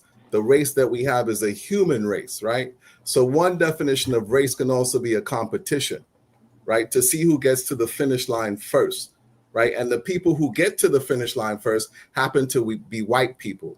So that's one definition of race. So what I'm saying is that race is not biological, and the definition of race has changed throughout time based on Eurocentric ideas. Now, a definition of a species, right? An understanding of a species is that if two organisms can come together and produce a viable offspring, then they're members of the same species. And Sister Napah, she mentioned about either the father being Neanderthal and the mother being a human, and the human being a Neanderthal and the father being a human. Well, yeah, we're close enough to mate with each other. So therefore, today they say that they were Homo sapiens, but we are the only remaining Homo sapiens. So that's why we're now called Homo sapiens sapiens. So what I'm saying is that they're different definitions, but today there's only one race. Race happens to be the human race. This concept of race is considered a subspecies, and I'm not saying that is necessary. Listen to what I'm saying. It's considered a subspecies, not a species. It's considered a subspecies. So higher than that, above that, would be the species level. And do you understand that Neanderthal and Homo sapien is two different species off of two different branches of the evolutionary chain? They're not even on the same branch of it. So not only is it a different species, it's a different species from a whole nother branch. Okay, fine. But were humans and Neanderthals able to interbreed? Apparently so. That's what science is saying now. Okay, and that's one definition. That's one characteristics of organisms being similar enough to interbreed with each other, right? Okay, so they're not. That's why they're Homo sapiens and we're Homo sapiens sapien. But you're saying race doesn't exist, and what I'm telling you is that the science is saying not only does race exist, but these people were of a different species, which is vastly more different. Vastly more different than a different race. A different race says you're of the same species. Science says Neanderthals, and I can let me share my screen right now because he's acting like he's a disbeliever right now. It's not based on belief. It's not belief. All right. Well, you don't have to believe this. I'm going to show you the actual science. So Neanderthals were a different race. That's what you're saying? A different species. Okay. Neanderthals are a different species. Race is race is of the same species. Our concept of race is that they're the same species, Homo sapiens sapien, but just a different race. That's a subcategory of the species. That's the way we're using it. This is saying, science is saying that not only was it a different race, it was a different species from a different branch of evolution. Not even the same branch. I'm not saying no. I'm not saying no that Neanderthals weren't from a different branch of the evolutionary tree. I'm not saying no, but I'm also saying that they were close enough. They are close enough to us, to modern humans, that we were able to interbreed with them. That's how come you can take a lion and a tiger and breed a lion and a tiger, and they'll produce a liger. Because they're similar enough to interbreed. They're not necessarily the same species, but they're similar enough to interbreed. That's how come Neanderthals are called Homo sapien, and we're called Homo sapien sapien. So how can you? Neanderthals are not called Homo sapiens. They're not. They're not at all. Right? Neanderthals are not Homo sapiens. I think it's Neanderthalensis or something. Yes, but then they put these organisms that were able to interbreed with each other. Because we interbred with each other. Yes, also, but Denisovans interbred with Neanderthals. Denisovans, Neanderthals, and human and Homo sapiens are all different species of humans. Right. So race exists. I don't know if you just misspoke, but you said Neanderthals are Homo sapiens. Okay, there's a difference between a Homo sapien and a Homo sapien sapien. Well, Homo sapien and Homo sapien sapien are still one type of human. Yeah. Neanderthals are not Homo sapiens. That's what I'm trying to. Sapiens. We're the only existing Homo sapiens left. We're Homo sapiens sapiens. Yes. So there's other versions of us that were able to interbreed with us. They were also Homo sapien because we were able to interbreed. No, all I'm saying, okay, we're no, mixing, but we need to make this clear. I'm letting you go, but it's very important for us not to. But we're mincing words here. We're mincing no, we're not words mincing here. words. No, we're not. Can a tiger breed with a lion? Okay, wait a minute. Let's get. I'm not arguing with that part. I just want to be clear that Homo sapiens, Denisovans, and Neanderthals are three types of humans. Homo sapiens sapiens and Homo sapiens are the same. They're just, that is what you would say a more evolved Homo sapien is a Homo sapien sapien. So there are three types of that we know of scientifically. There are only three types of humans. Denisovans. Well, there's Homo florenziensis, maybe, and there's a ghost species. So we carry DNA that we don't know where we got it from. That's not a human being. Hold on. All DNA is not accounted for. Wait a minute. Why are you talking over me when I talk? I'm sorry. I apologize. No, it's okay. I'm gonna hand the mic right back to you. That's not a human. That's not a human though. Those there are only three. You named Neanderthal. No, it wasn't a Neanderthal. I can't even remember what you said. You went so fast, but you named one of the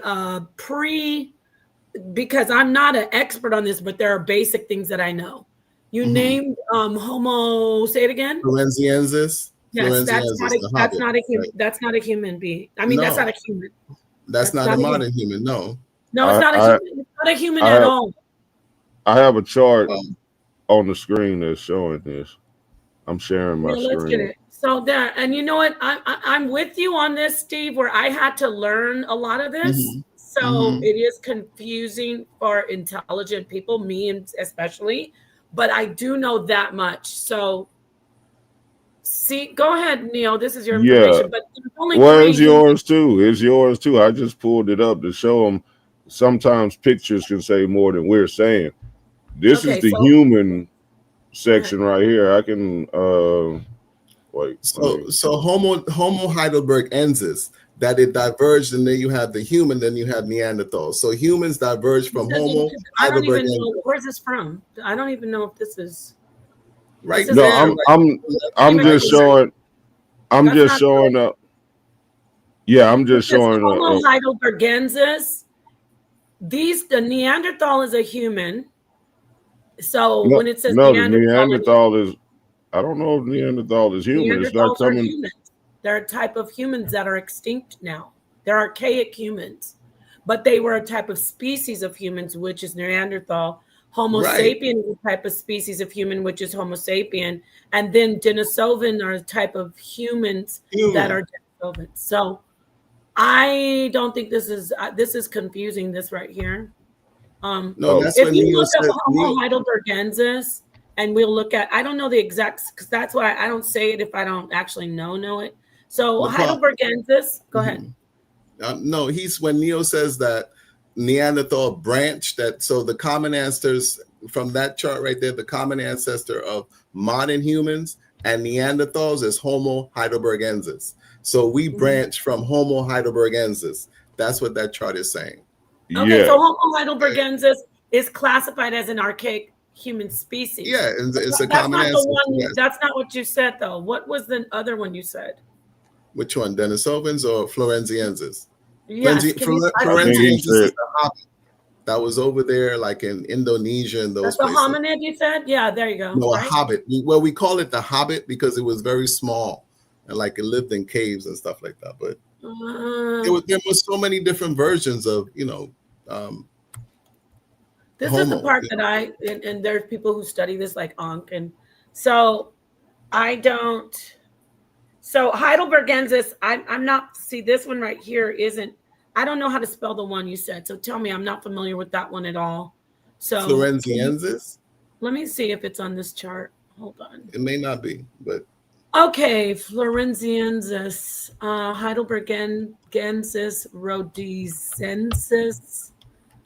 Of course, Homo erectus. Like for instance, there you go. Like from what I've learned, and then I can also be corrected. Homo erectus was a type of hominid, right? Or no? Right. A hominid is basically it could be described not as an ape that's walking, upright walking ape. A hominid.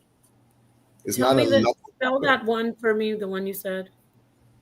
Because I may be wrong, but I don't know. I don't think so. But not that I don't think I'm ever wrong. But the one you named, one more time, Florence. Spell it for me, please. Let me find it. Hold on a second. Thank you. Sure. So go ahead. Anybody who while we're looking. Anything in the Homo classification is considered human, but they're not considered modern human. So right. That's the only thing. I found it. I'm sorry. It's right. You found it. Okay, Napah. Right. Okay, so actually, we're not really debating. We're just really clarifying. We're clarifying. Yes. And yeah, because it's very for me. Yes. If you don't study it constantly and all the time, I get confused with it. And that's why, Steve, I knew the thing about this being a hominid. So it says Homo. That's the only reason, because I get confused about it. And so here I'm not familiar with this particular one, but there are other ones that are hominids. So a hominid is like a pre-human. From what I see, Homo floresiensis is an extinct hominid species that lived on the island of Flores, Indonesia, approximately 50,000 years ago. And yes, you're right about it. I saw where it said it's a hobbit. So it said it was about standing only 1.1 meters. That's 3.6 feet. So this is a hominid. So now what we need. Oh, also look at this. Can you see the side where it says kingdom? Oh, we can't see your screen. Oh, I didn't share my screen. My bad. No. Oh, sorry. Let me share this, because I'm going to stop that, and then just bear with me, please. Let me see here. Okay. So Homo florensis. All right. Can you see the screen? Not yet. No? Dang. What is really going on here? Come on, get with it. Let me try again. Sorry, y'all.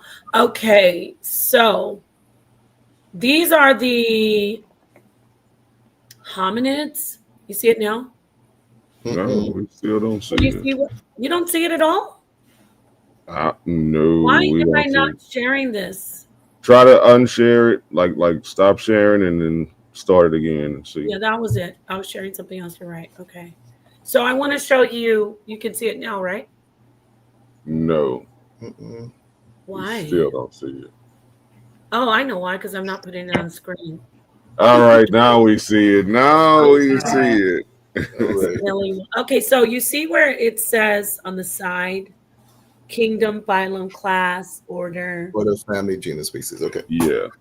So yes, when it says order, it's a primate, yes, and we know it's a mammal. But then when we get down to family and subfamily, it's a hominid, which is still in the family of this is whoever knows more, please jump in and correct me.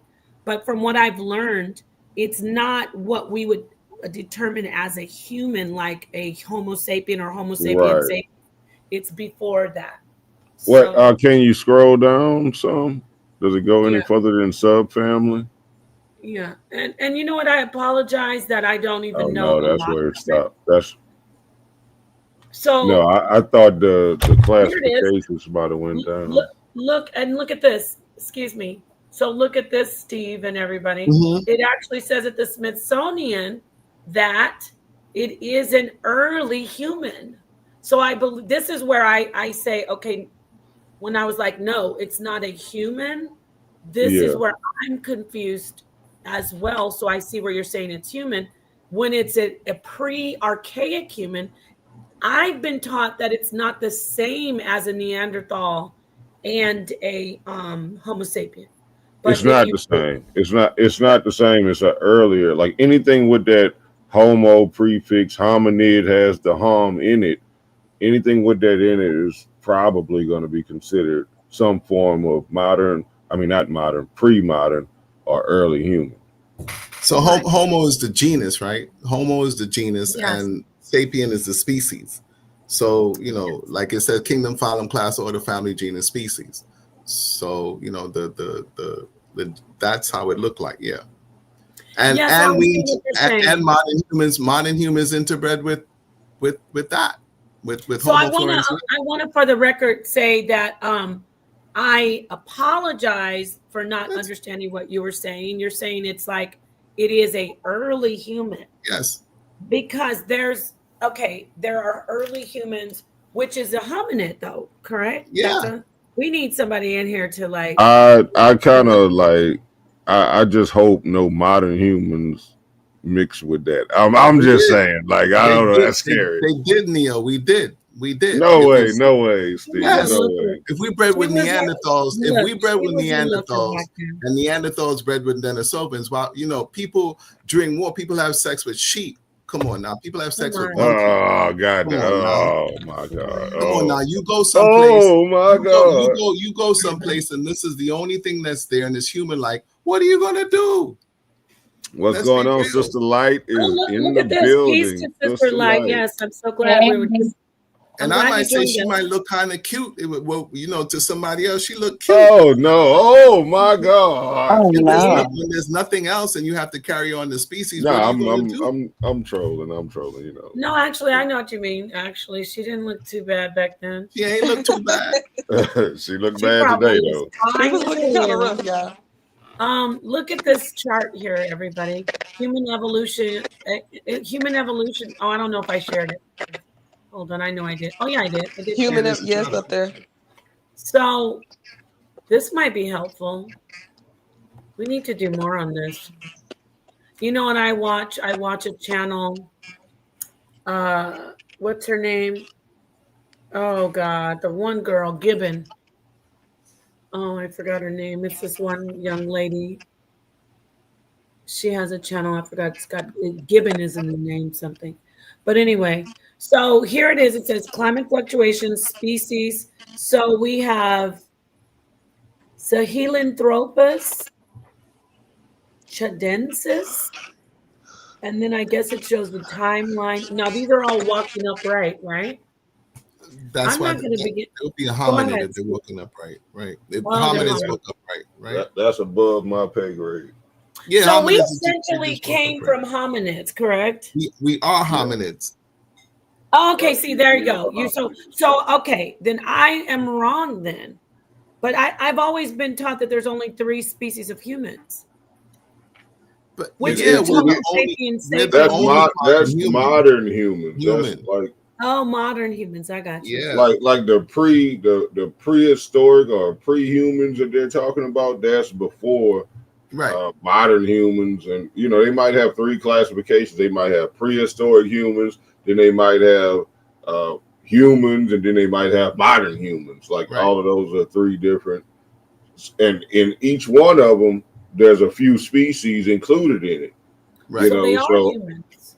Yeah, they're humans, but okay, then Steve was correct. I guess I'm sure that I was but wrong. it's used loosely. When they say it's humans, they still might have been covered in hair and then kind of was hunched over. Like they still was like Bigfoot. They might consider Bigfoot a human. Right. And the genetic evidence says that we interbred with them, so that's why. Oh no, Steve! No, stop You with the know that. Steve. You know that, Neil. We interbred with them. No Sasquatch, that's the Steve. part. Let me ask: how can weren't they way before? Right, but we ourselves are 290,000 years old. You're talking about species that became extinct 50,000 years old. So when we came in contact with them, we interbred with them. How did we come in contact with the ones though that are like? Because they say timeline, 4 we million. left Africa in waves. We left Africa in waves, and they left Africa before us. So they were lifting off of the continent before us. And then when we left the continent and we started migrating outward, we came in contact with them and we interbred with them. Well, I think what she's talking about is the timelines overlap. Like, yeah, they do. Right. Just because they existed before, they're saying they still existed when the modern humans came in. Right. And there was a period of overlap before they went extinct. Well, you can see on this timeline. Thank you, both of you. Thank you. It says Australopithecus africanus, and that was about 3.5 million years ago. The Australopithecus, when they talk about Lucy was an Australopithecus, and that's 3.something million years ago. So modern humans appeared about, you got to go 290,000 years ago. But that's so we wait.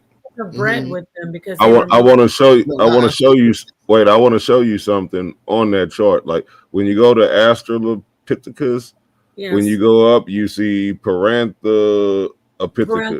Yes. Right. So those species, according to the positioning of that red line, overlapped and they existed at the same time. So when you go more to Homo sapien, it's saying Homo sapien exists with Homo florensis, you start with the Homo neanderthalis. There you go. Yeah, so they're overlapping. Right. Okay, so there's the ones we bred with. And how come Denisovans are not there? Right, because their territories overlap and they come in contact with each other. Like, for example, a tiger and a lion. In nature, they don't interbreed because they're in 2 different territories. A tiger is in Africa and a lion is in Africa and a tiger is in Asia. So their territory rarely overlaps. So they don't come in contact with each other and they don't interbreed. Right, I see here where you said, not to cut you off, Steve, but you're correct when you said that. I'm looking at, according to this chart. So again, I stand corrected because it says Homo florensis. Is that Florensiensis? Florensiensis. Homo florensiensis existed alongside Homo sapiens, Homo neanderthalensis. So Neanderthalensis. Sister Napah, so science is changing, right? It's science, you have theories and facts and laws and hypotheses and so on and so forth, right? So when I was early on, they told me how you ended up with these different looking people was basically just because of environmental factors. Because of the environment that we were in, we developed characteristics that was best suited to that environment. And it just didn't make sense to me. Right. Yeah. So now with this interbreeding understanding, this genetic truth that, like, for example, when you look at Homo florensiensis, it might whatever. But, to me, it or she or whatever has some of the characteristics of modern humans. Like, for example, if you look at like Asian people, China, that there is no environmental explanation for those characteristics. You understand? I don't see what slanted eyes and those unless we start to talk about interbreeding. I would need some fermented beverages, Steve. That's all I'm saying. That's all I'm gonna say. Okay, so that sounds pretty good. I want to talk more about this. I got to do some more research on it. I want to say thank you. Yeah, thank you, Steve. Thank you, Neo. Neo, I'm going to hand the mic to you for this last closeout. You can go to the sister. But before we move on, I just apologize. It's just because some things I know fairly well, right? Because it's from the back of my hand, and I am biased against Charles Darwin. I understand. That's okay. I like that. Remember, we're here for not for an echo chambers. Right. We're trying to get these debates going. So definitely, okay, it's thank great. you. Fine by me. Thank you for bringing and that up. Thank you, everyone on the panel. Sister Light. Sister Light is on the panel. She made it. I did. I thought I was like, I'm not gonna make it. I'm glad you're here. Welcome to the panel. Welcome to the show. Yes, Neil is actually the host. I'm like letting him take I'm the the mic. co-host. You got it. Yes, the co-host. It's amazing because Neo and I were talking about this the other night, and I was telling Neo that for the first time, I realized that they centered evolution around the creation story. Yeah, we did talk about that. Go ahead and break that down. We got to stay a little longer, Napah. She got to break this down. Of course, I'm thinking of you needing. I want you falling asleep at work or whatever you're doing. Well, I think, Neo, you could explain it a little better than I can, just because you're a little more familiar with the creation story. So it's like it's the same thing. They just create. Yeah. It's like they try to explain the creation story with evolution. Yeah, well, they tired of hearing me talk. They hear me rapping everything out. You from New York, they're gonna believe you more. Go ahead, break it down. No, but you can explain it a little better because you're a little more familiar with the creation story than I am. So what she's saying, the order of creation, like when you look in the Bible, like kind of like what Jesse, and I'm kind of upset Jesse's not here today, but yeah, like what Jesse was saying about he was talking about the Quran, but he was saying it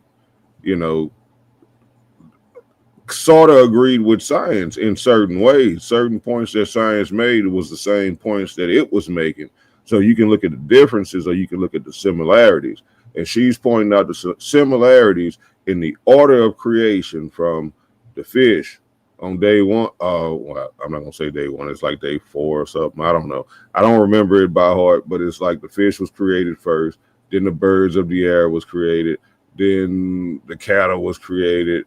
Then so forth and so forth. And when you look at the evolutionary chain, is exactly the same. And people use that to disprove the Bible when it's saying the same similar order of creation that the Bible's saying in Genesis 1 or Genesis 2. No, Genesis 1. Yeah. It's the same order of creation that they're using. It's really no different. It starts from simple organisms and get to more complex organisms as the days progress. That's exactly what evolution came back and said hundreds of years later. The Bible said it first. You see, but Neo, sometimes like they want to say, because being a creationist, even though I'm not biblical like that, like just because I am a creationist, I'm not rational. Like, and in order to be rational, you have to be an atheist. But that's, so the ancients had to be very intelligent, but they just told them. But there was no science at this time saying, the science of evolution saying this came from this, came from this. So I'm gonna say 700 years just to be modest. It may be more than 700 years prior. The Bible was saying this. People say the Bible is not scientific, but science turned around and showed the same order of creation. How can these unscientific pseudo people have a book that's saying exactly what science is saying 2,000, 2,500 years later? Right. So, but what I'm also saying is that evolution is just a slow, gradual change over time. And to say that the people in the Bible or ancient people did not understand evolution or slow, gradual change over time, it's nonsensical. So people like to complicate. They didn't. Evolution is slow, gradual change over time. That's the definition of evolution. No, I'm saying there was no evolutionary theory saying humans came from monkeys, which came from that's something different. Which came from fish, which came from tadpoles. That's what I'm talking about. That same order of creation in evolution, from a single cell organism all the way up to a modern human, is outlined in the Bible day by day. That's what she was pointing out. But evolution is not complete, and that theory of evolution is also not complete. Was fish created before mammals in evolution, Steve? Well, I don't. They evolved. No, you know this. You know this. Before mammals, I can pull it up. Was fish here before the mammals, Steve? I guess so. Yeah. You guess so, or do you know so? You're a professor. How many degrees you got?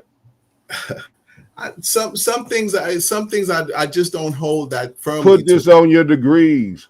Does evolution? Yeah, that's what we're taught. That's what we're taught. That first year at fish. All right. So isn't that the same thing the Bible say? Yes. All right. Was birds created before the humans, Steve? Yes. Isn't that what the Bible says? Yes.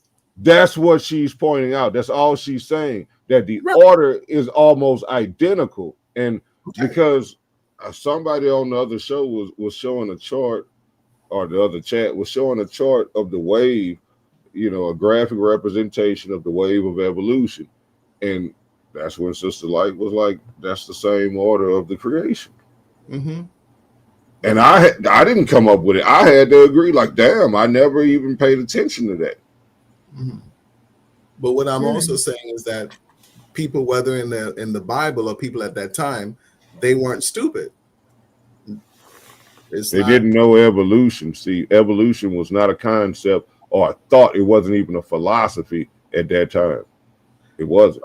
If you want to say things change slowly over time, but you see, my definition of evolution is more fundamental, is a slow, gradual change over time. And that's what's in my head when I think of evolution. Yeah, we're not talking about that one. We're talking about the biblical representation of the creation story is almost identical to what Charles Darwin and what came from what he's saying. From a single cell organism all the way to human, the order is almost identical. The fish class started off first. They eventually came to the land and evolved from there. It was a fish that evolved.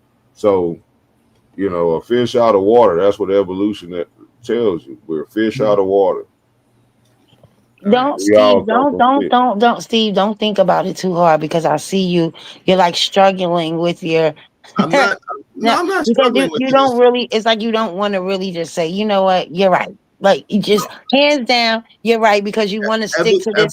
You want to stick to the scientific evolution, gradual changes over time. See, you just repeated it for the third time. But that's what evolution is. And to say that thousands of years ago didn't understand that things change slowly over time, whether it's in the Bible or whether it's Charles Darwin, whoever. So do you think that wait, hold on. This is Sister Light, you notice the toughest environment now. I know. We don't let you say stuff without sources. So in biblical time, show this theory of single cell organisms evolving to fish. That's not what I'm talking about. I'm talking about things changing. That's slowly what we're talking about. Aspeciation. That's not what I'm talking about. Brother Sadnetta, welcome. If toughest environment, if aspeciation, but that's what you're talking about. That's not. All right. Time out. Hold on. Enough talking. We've been doing this for 2 days already. Let's get these debates started. What's going on? That's what I'm here for. Set it up. Who's calling out who want to get it in? Because I got a powerful debate coming up right now with Unc and brother Dr. Inky. Yeah, and we've been doing it. We've been looking here at it is right here with these two getting ready to go in hard body. So we want to go ahead and get this thing rolling, get it started. We did enough talking. People been calling out each other. Who want to smoke? Let's get it. Let's get a date going. That's what I'm in. Well, we have the brothers. I don't know if you know Neo, of course. We got to get Neo somebody. We got Steve coming up. He's been chomping at the bit, so to speak. He's ready to go.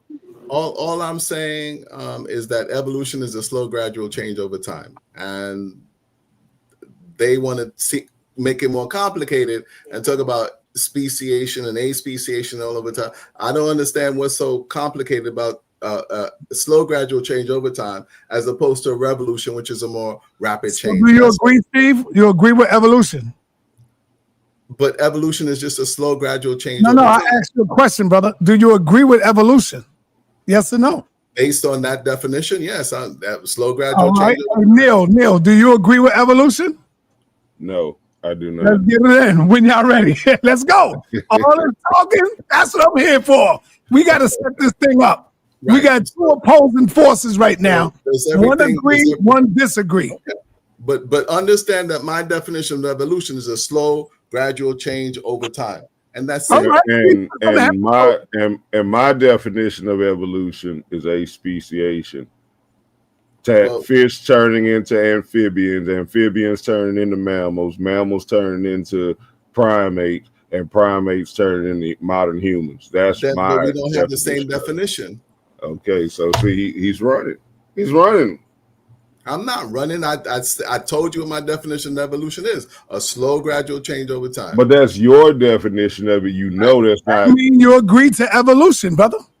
That everything changes slowly over time. Right. Yes, everything changes slowly over time. Neil, you don't agree with evolution. I don't agree that species change into other species over time naturally. Okay, that's the debate. That's it. There it is. One agree, one don't agree. Come on, Steve. It sounds like you're running from the smoke, brother. I'm not running. How long is it going to take y'all? A week to get your stuff ready by next week? Well, we got to. I want to let you know what we've been discussing. We have been following. Fill me in, Napah. Fill me in. Okay, so we've been following you over there while you had your thing going. We shared it. We discussed it. We had some great information come out. There was a sister in here. Unfortunately, she left, but everybody was talking about intelligent design versus abiogenesis. And I think that would be more fine-tuned if we could get Steve to come out, and Neo or anyone to come out and set out a challenge. Your position, are you for or against abiogenesis? And I'm in favor of intelligent design. Okay. Yeah, I'm in favor of that too. And you know, like, we don't have to debate each other, but we can debate each other. This is Smoke City, son. This is Smoke City. So, all right. You know. So anybody out there, we do have the link. We talked about intelligent design. There was a sister in here that was agreeing with me. Why can't there be intelligent design along with abiogenesis? Meaning it's not just spontaneous, even though it seems like it is something that's spontaneously happening from inorganic matter.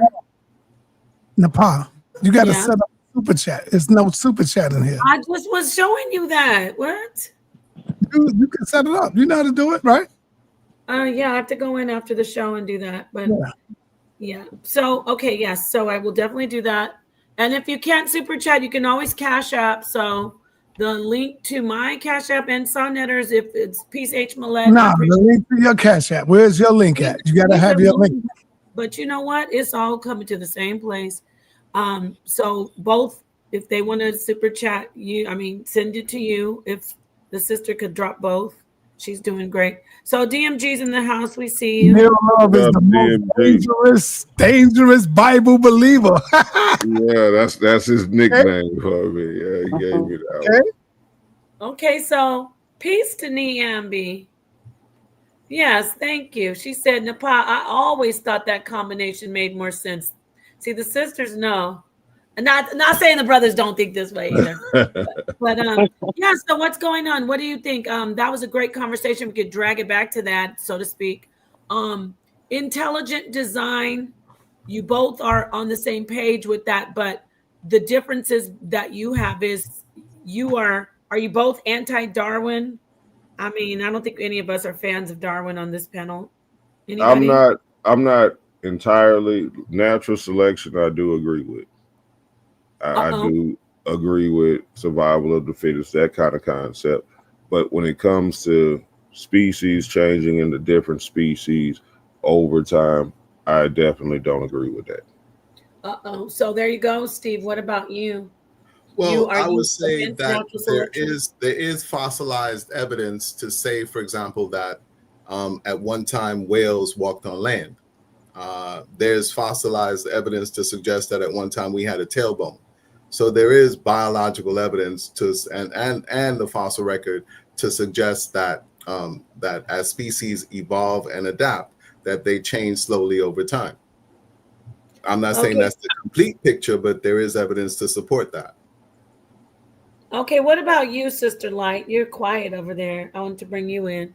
What do you think about are you a creationist? Do you believe in intelligent design? Or again, yeah, like Niambi said, and like the goddess sister that was on, I don't think that intelligent design is separated from abiogenesis, but by definition, that's how it is. It's either or. Do you think it was just spontaneous from inorganic matter that life came, or did life come from something that was living?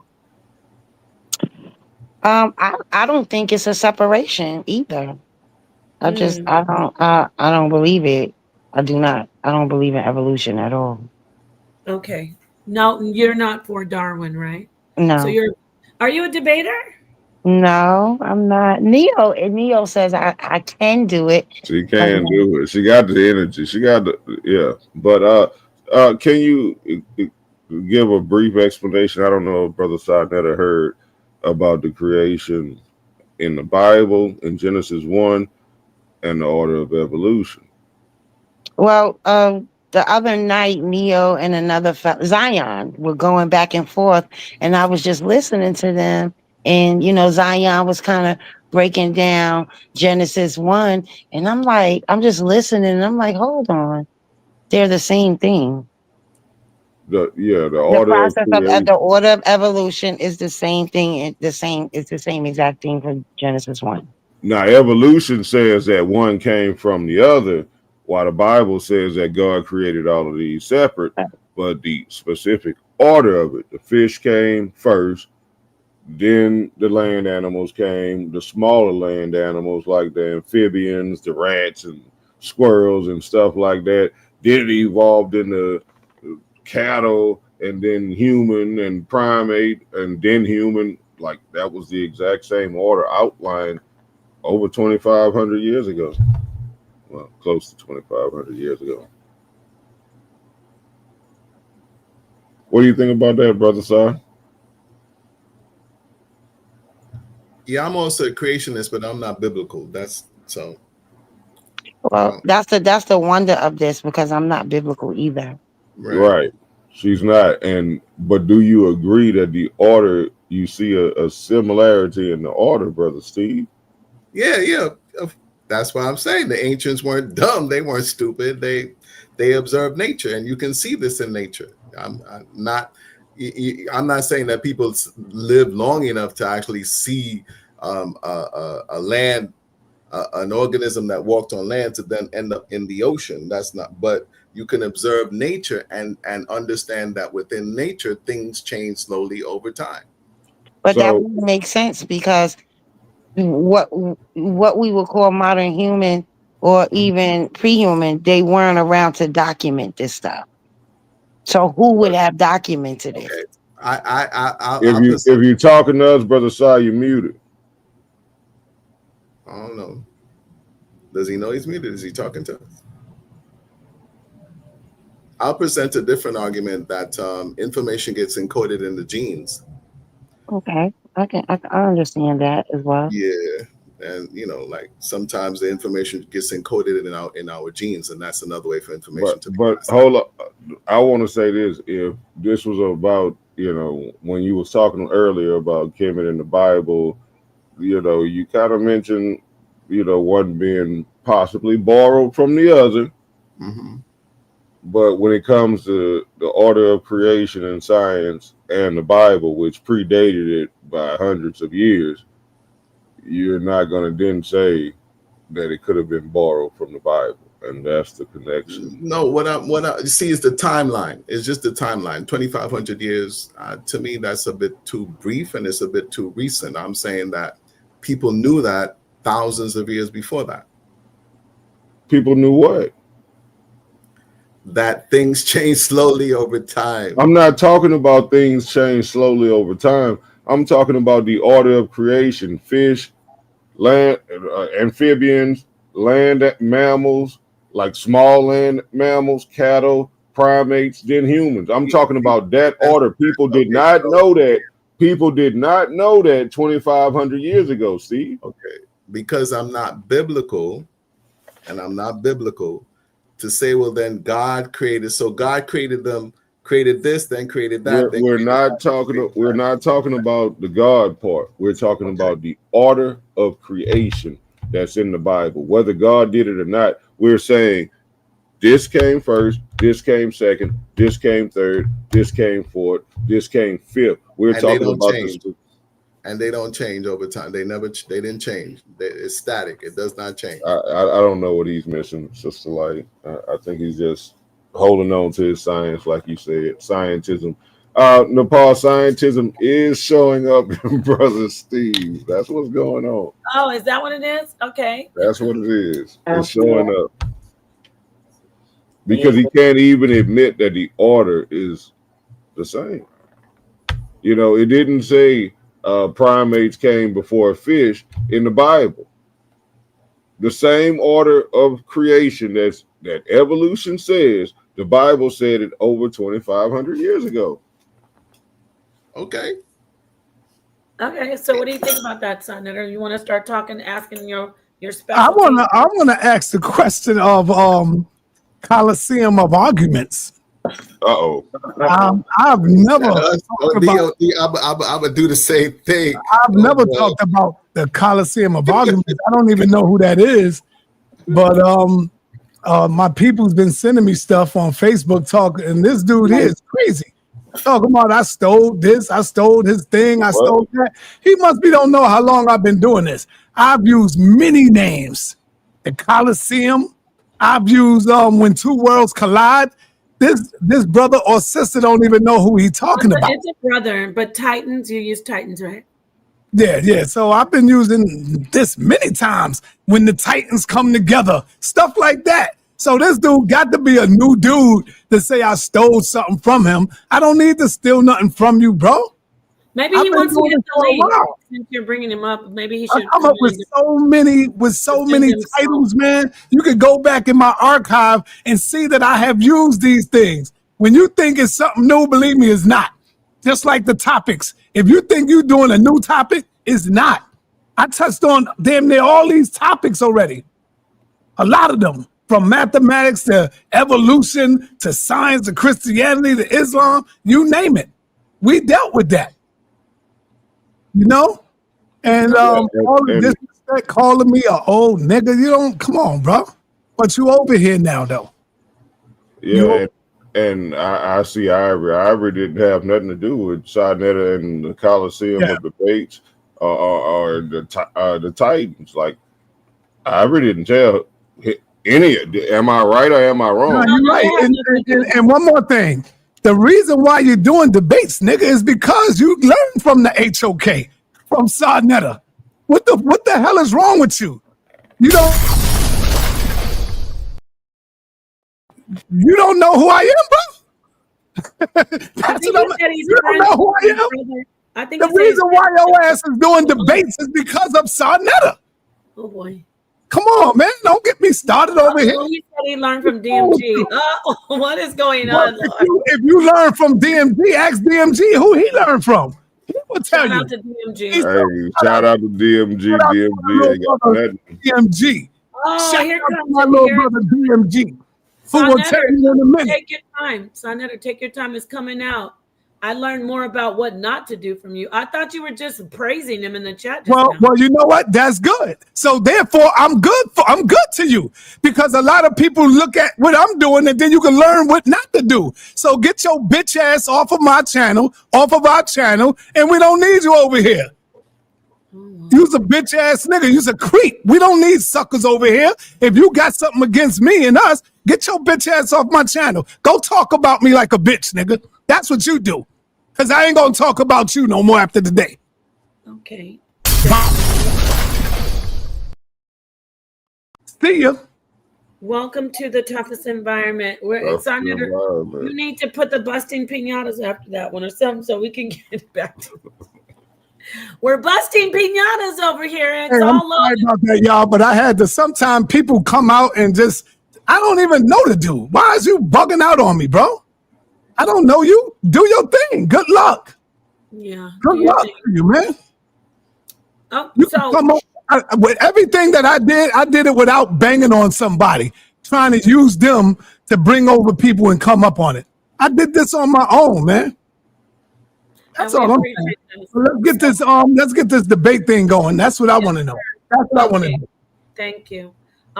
Yes, thank you, Sonetter. So let's go ahead and get this debate set up. You want to set up a debate between, because I want to do something quick, like Sonetter says. It doesn't have to be the only I would like to see where Steve is at when it comes to religion, because that's not all we're going to be dealing with and debating is religion. We're going to try to deal with a lot of topics. So, Steve, talk to me, man. Where are you when it comes to the Bible? Are you a believer or are you not? Unmute yourself. Shout out to DMG, my little brother. I say little brother because I'm older than him. That's all. No, I'm not a Bible believer. I'm Kemetic. Oh, okay. All right. There you go. How long have you been studying Kemetic science? Well, actually, like Jabari. But really, I'm from Seto Set. I'm a member of Seto Set. Oh, man. Okay. Since 20-some years now. So that's more of your stuff right there. You'll be able to go in against a Bible believer. Do you believe that the Bible come out of Kemet? Some of them, a lot of it? Some of it does, yes. But I don't really like to debate people over their religion. That's not I mean, I can, but I prefer not to, because you end up stepping on people's toes and they could get offended and so on and so forth. So that's not when they're debating. They know what it is. When they're in the debate ring, they know that they ready for it. Okay. And they believe in what they say when it comes to the Bible. Like we got Neil Love. Neil Love is ready for it. Trust me. But, absolutely. If that's how it got to be, that's how it got to be. I would prefer to stick to science, but if that's what it got to be, that's what we can deal with the science. Like, come up with a topic. But I'm Kemetic. Okay, that's good. Beautiful. Okay. The whole evolution thing. So they're saying that I can say that the fossil record supports that, and also genetics supports that that life changes slowly over time. That from one species, that from one organism can quite possibly change and adapt into another organism. So, but I'm still sticking with the fundamental definition that evolution is a slow, gradual change over time, that everything changes slow and gradually over time. But I'm also a creationist. So that's where the conflict comes in. I'm saying that there's an intelligence there within nature that's influencing these changes as well.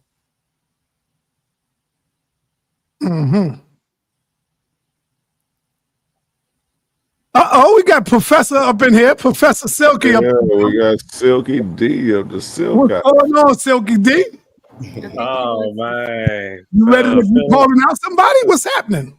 Feeling good, feeling great. My man that just said something about all moderators, do not post no links in the chat. Nobody, no links in the chat. And the reason I say that is because nobody posts Sonetta links in the chat. That ain't got nothing to do with nobody. I love them all. Shout out to everybody. But when I start seeing people show the love for the HOK and stop showing the goddamn hate because of jealousy, then we can get to work with each other. But I don't see that with nobody in nobody's chat. I don't see that. I never seen HOK link or shout out to the HOK. Even though every fucking body steals from the HOK and learn from it, you know, you can say you don't all you want, but we know you do. And that's not going towards anybody. I'm just saying it's just the way it is over here, man. Nobody puts out no damn links for the HOK. Nobody. Okay. Go ahead, Silky D. Yeah, man. Already, man. Y'all better show support for Sai. Y'all better move. Hey, if y'all gonna I'm rip, y'all tired of better playing games with give our it a people, shot man. at. I'm tired of I this feel you, Sai. hate and love shit. It's crazy. You gotta He stop. want to see the links and y'all stuff. Y'all better start shouting outside. Yeah, it's a good point. Y'all already real talk.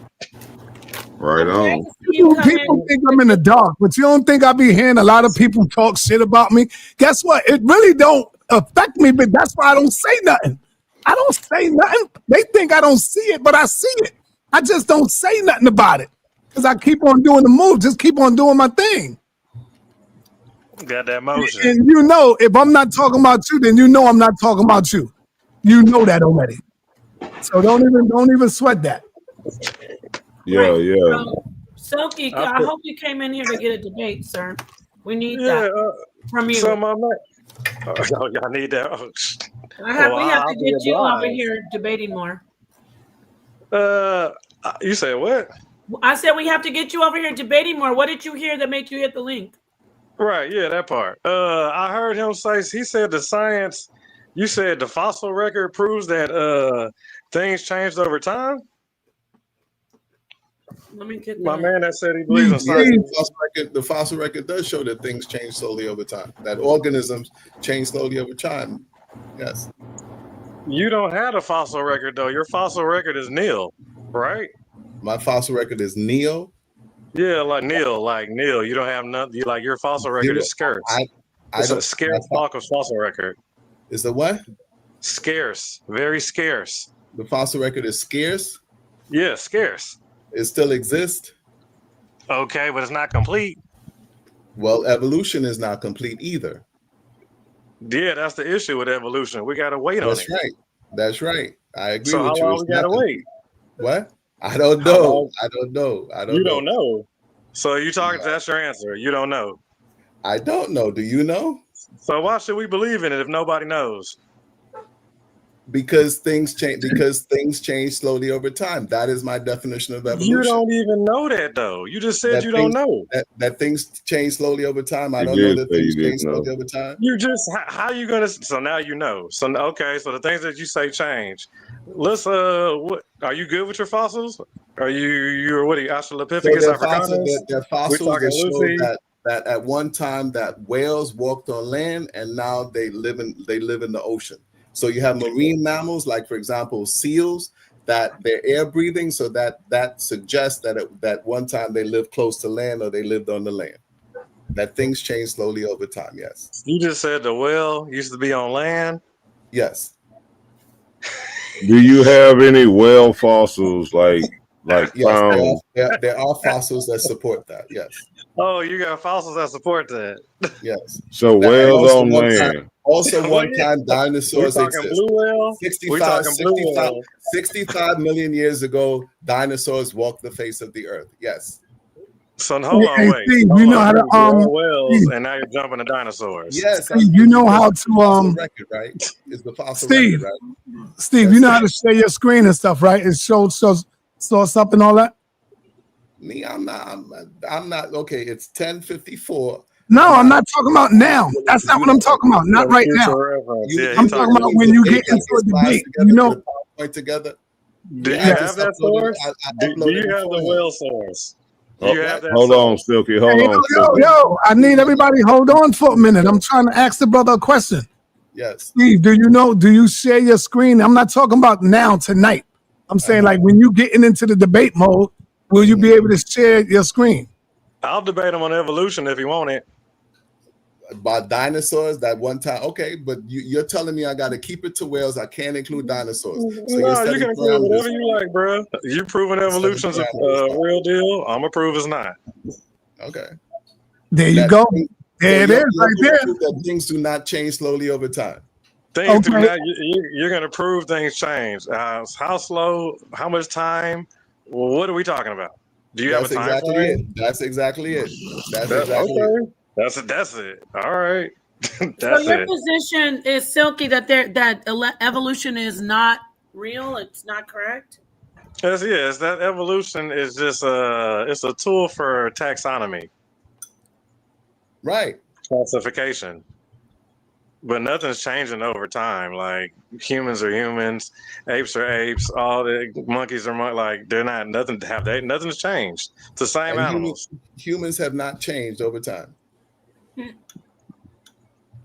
So If you're a human, that's it. Has any human? When the last time you seen a human change? We don't change. So we're not humans in the past were smaller. So we haven't become They were bigger. smaller.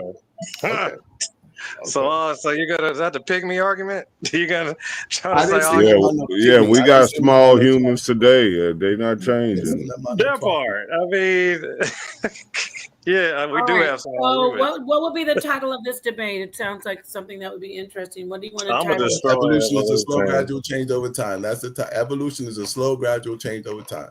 That's the Yeah, definition. that's the definition, but you don't have a time frame. So you okay? Then bet you can tell me how long it take. Since you say it's a slow What you change, want the I wanna definition know. to be? I mean, what you want the title to be, Silky? I'm just calling evolution fake. It's fake. It's a science just to push science. No, y'all need a title that doesn't like smack up the face. Something that we're debate. I'm saying it's fraudulent. I'm saying a lot of that stuff is based off a whole lot of real fraudulent, not accurate information. All right, check it out. Check it out. You see the email up there. Silky, I need you to send the flick over to Nepal.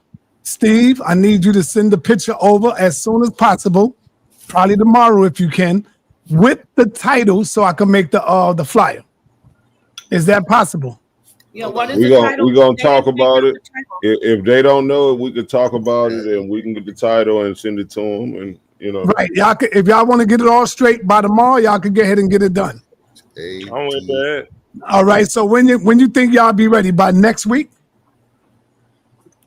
You got a whole week to prepare. I didn't give me like 2. 2 weeks? Yeah, That's a bit long.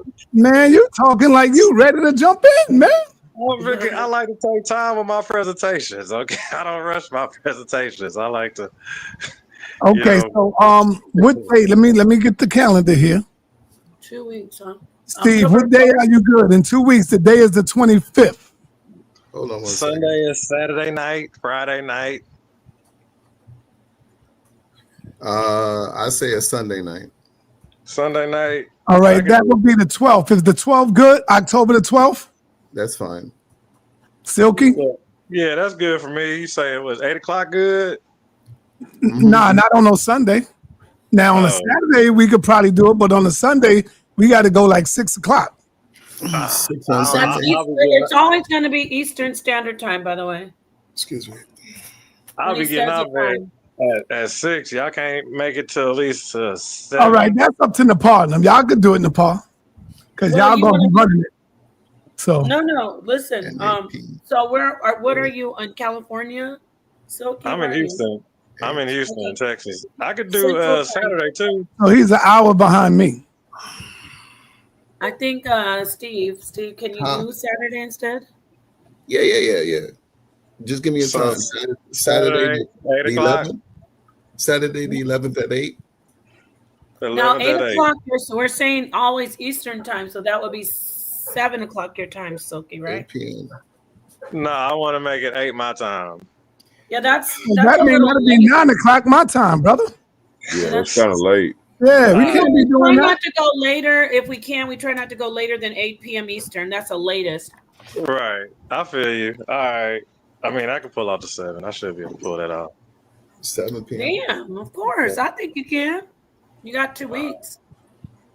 Silky, you got you got your computer. You got a computer. Silky, you got a computer and slides and all that. Yeah, I'm gonna have my presentation together. I'm gonna send it to you. So y'all What are just the put on parameters? Just let me know, like how many minutes of the rounds, like intro, all of that. Just let me That's know. up to Nepal and them. They're gonna do all of that. Nepal and them We gonna can do do all of 3:15. Is 3:15 cool with you? You know what? We can do this. If you, Silky, are you in the InfoWarriors back chat in Facebook? I don't know. Y'all might have to add me in there. Okay, we will add you, and then we will lock in all those details. You know, just basic. You know, what is it? Lincoln Douglas, just basic standard. You know, I've seen you do debates, so we'll do all that tomorrow. We'll lock in all the details, but the title also we'll talk about, which basically you say evolution is fake. We'll do that all right, Steve. Steve, you're gonna be able to send the picture, a photo, right? Yeah. Send it all to right, Napah. we need that, Silky. We need the photo, everything right away, so I can get the flyer out. Not a problem. And make All right, sure the email is right there where you can send that flyer and stuff. On the screen. And Sonetter doesn't like AI or anything, so Yeah, please. make sure it's a clear photo, not no crazy stuff. A nice clear photo. Like a real photo. All right. Yeah, no mask covering the face and all that stupid stuff. A nice clear photo. Now we gotta get Neil Love up in here, man. We gotta get Neil Love to get ahead and smash something. Yeah, I'm ready. I'm ready. Yeah, that's how we do that. Let's get these dates going, man. Because we doing too much talking. Let's set up these debates and get it going. Yeah, that's what we're doing. What time you said? 7 o'clock, right? 7 o'clock, October the 12th, 7 o'clock. The 12th or the 11th? The 11th is a Saturday. The 12th was a Sunday. Saturday, Sonetter, you changed it. Oh, I changed it? Well, they did. You said it's All right, Saturday. so the 11th. Okay, the 11th is good. At 7 p.m. It's always Eastern Standard Time. So you're saying 7, you mean 8 because he wants to do it at 7. No, it's at 7 o'clock, right? For it'll be 8 o'clock my time. Okay. Okay, so yeah, 8 p.m. Eastern Standard Time. Right, 8 p.m. Got you, Napah. All right, fellas, brothers. All right, Neo, you're next. Neo, you're gonna come in with your dragon information. Who do you got in mind, Neil?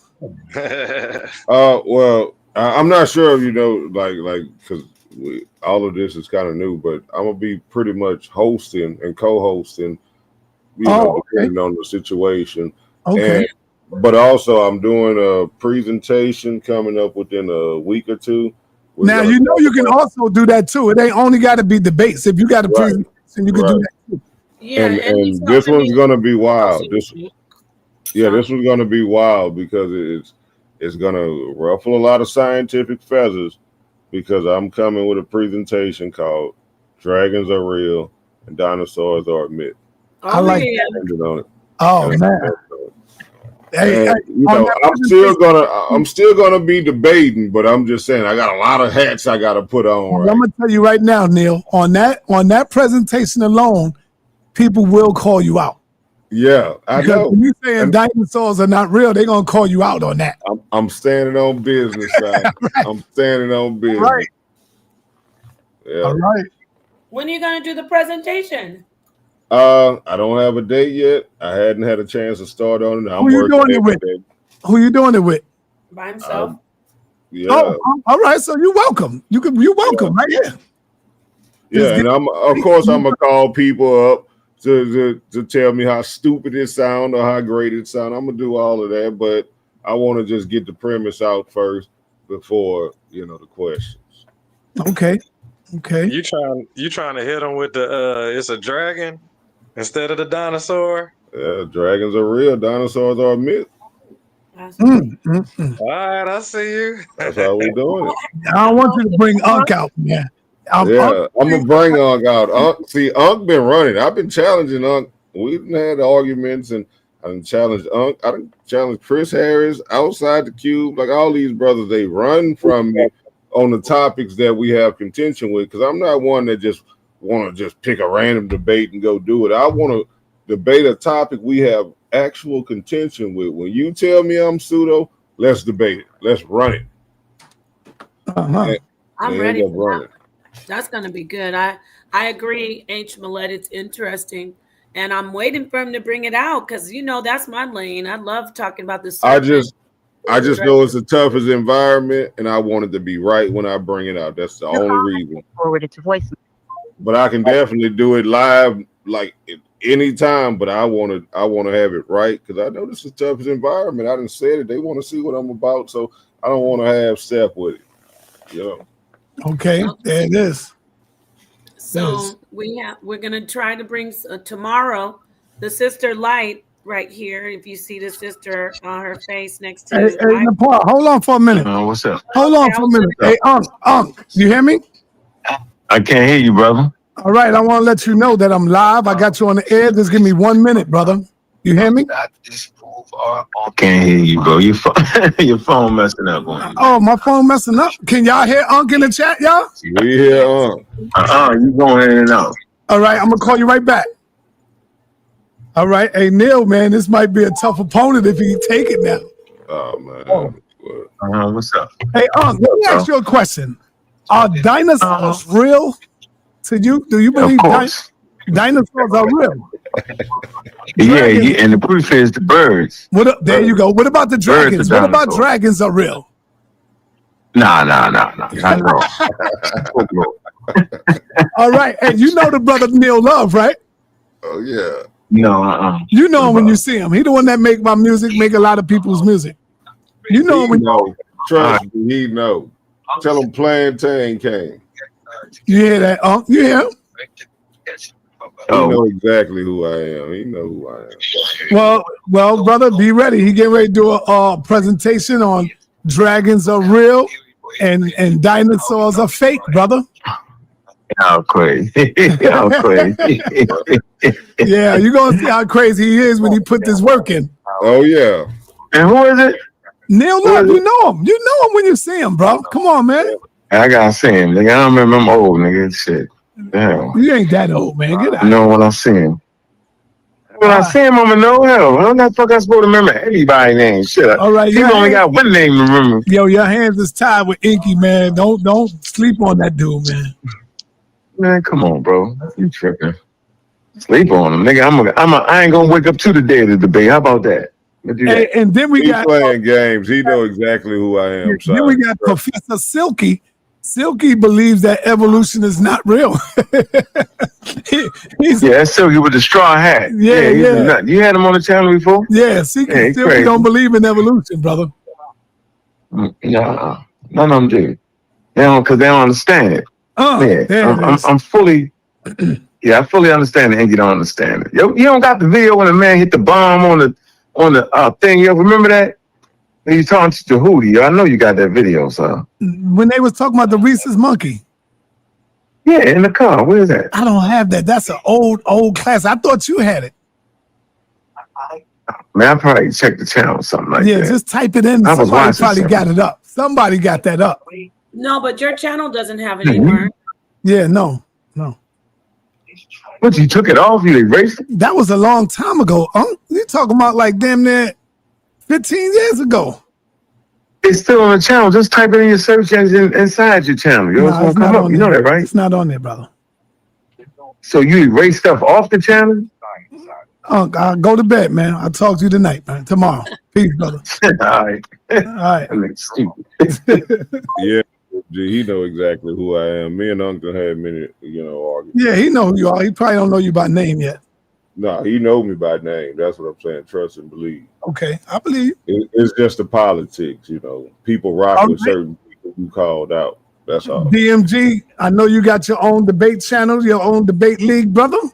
But if you want some smoke, you can always get it in over here as well. You know that.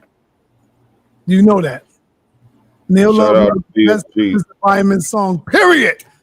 Yeah, you know that. Hey, did you hear part 2? Oh, man. Play that on that outro. We're gonna play that on the outro. DMZ, did you hear part 2? Here it is. That's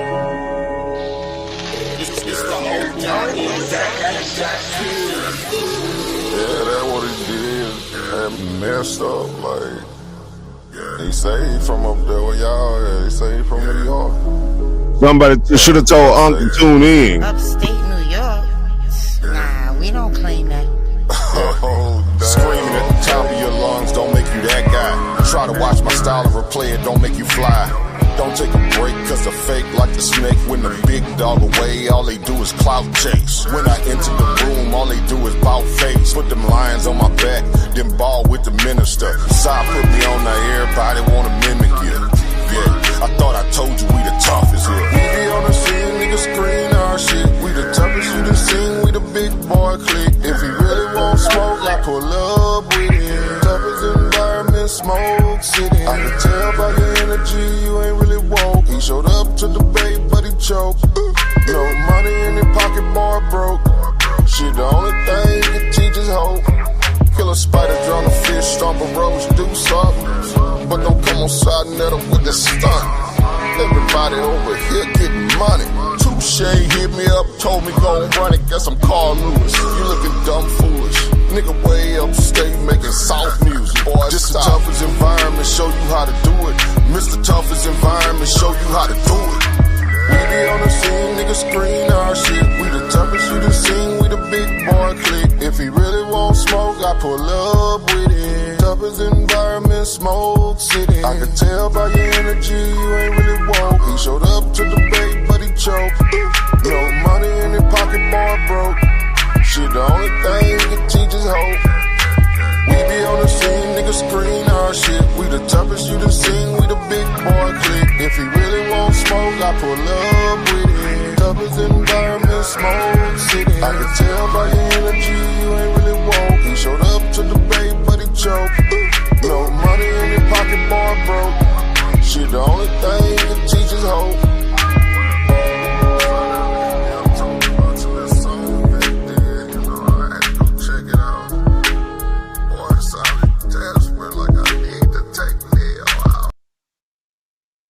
Oh, that was. I gotta drop a bomb for that. What? Let me hit the bomb. Let me hit the bomb. Here. One right here still went triple platinum, and this will always be the best. Time to set the stage with the lights on. Let the little nigga breathe to the fight's law. You ain't never like the room with the right sauce. Hail Mary, they despise with the light brought. Let them roach niggas bleed if they can't see. Side of the TV, what you can't be. They say that murder on my mind, now they can't breathe. Take a picture of the crew, that's your last peep. Oh, and need me or love, yeah, that's just me. Keep them jumping like some frogs, so they might be leave when the sun sets. And they don't really wanna bleed from the gunplay. And like mine, niggas smoking weed on the one-way street, nigga. Yeah, we see we outside with it. Pull up to debates like we might be with it on guard. Side these niggas like bullshit and they fraud. Let me chop them down with the sword. Walk them down like they live hard.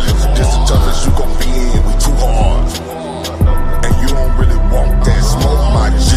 With B-side net on TV. This the toughest environment, the toughest environment, the toughest environment to be in, be in. Toughest environment, the toughest environment, the toughest environment to be in, be in. Toughest environment, the toughest environment, the toughest environment to be in, be in. Toughest environment, the toughest environment, the toughest environment to be in, be in. The toughest environment, the toughest environment, the toughest environment to be in, be in. Toughest environment, the toughest environment, the toughest environment to be in, be in. Keep that off your lip before you get flipped. We got sources over here, we don't just spit. Too many bosses over here, y'all just legit. Put them niggas in the game, let them get real. Don't even step unless you come in with that scholarship. That economic tip, gotta make a dollar flip. And I might be next, I don't give a damn, a truth rolling with me, so I'm feeling like the son of man. Too many gon' hate, gotta make a stand. I'm just trying to duck the lake, you don't understand. Read them when I greet them, that's my best plan. Head first shit, I'm just saying. Nigga meet me in LA, oh you just playing. Too many be fake, what the base saying. So I tell them they don't want no smoke before they end up in the newspaper next day. Smoke, this the toughest environment, the toughest environment, the toughest environment. Man, listen, man, Neil Love, man, he came in, and once I heard him, I knew this brother was bad. So now I'm on the Neil Love. I got to rock Neil Love, man. Here's another joint that he made for me. Yeah. Oh, yeah. Who that you that say that's on TV? On TV. Big dog, he the voice of the streets. It's too much killing in the hood while they creeps out the violence. Look at your little kids, how you say that's not your problem. Yeah, we gon' debate after that. What, wait? Teach these brothers that they kings, maybe they won't have to dream. It's a new day, a new era. Time to fall in love with that black that you see up in that mirror, nigga. Peace and love, unity and power. But sit your ass down, it's for the scholars. Minute after minute, hour after hour. Let me shout out my Yahweh. You can shout out what you lean on. We going live, turn your screen on. Grab a seat, get this knowledge when the team on. Better pay attention before you end up in detention. Let me mention who it be inside that TV. Black peace, black love, black power. Inside that TV. We can reach the world of power. Inside that TV. We can do it. If we each show up, what's stop inside that TV. Outside that I don't hate you, black man. I just hate you cause you hate me. And I ain't did you nothing, but you looking all shady. Maybe it's Mercedes or that Beamer in the driveway. Maybe I can show you how to get that butt you sideways. Tuning on that YouTube side, net a TV. Yeah, we cooking in the kitchen, but it's no pig feet. I can give you a million years, but you can't beat me. You should try to be yourself. We can show you all the steps. What's your name? Where you calling from? Who on the line? Open up, what you calling for? What's on your mind? Dig up in that bag and drop a jewel for your people. Exposing all evil. On side that of TV. Black peace, black love, black power.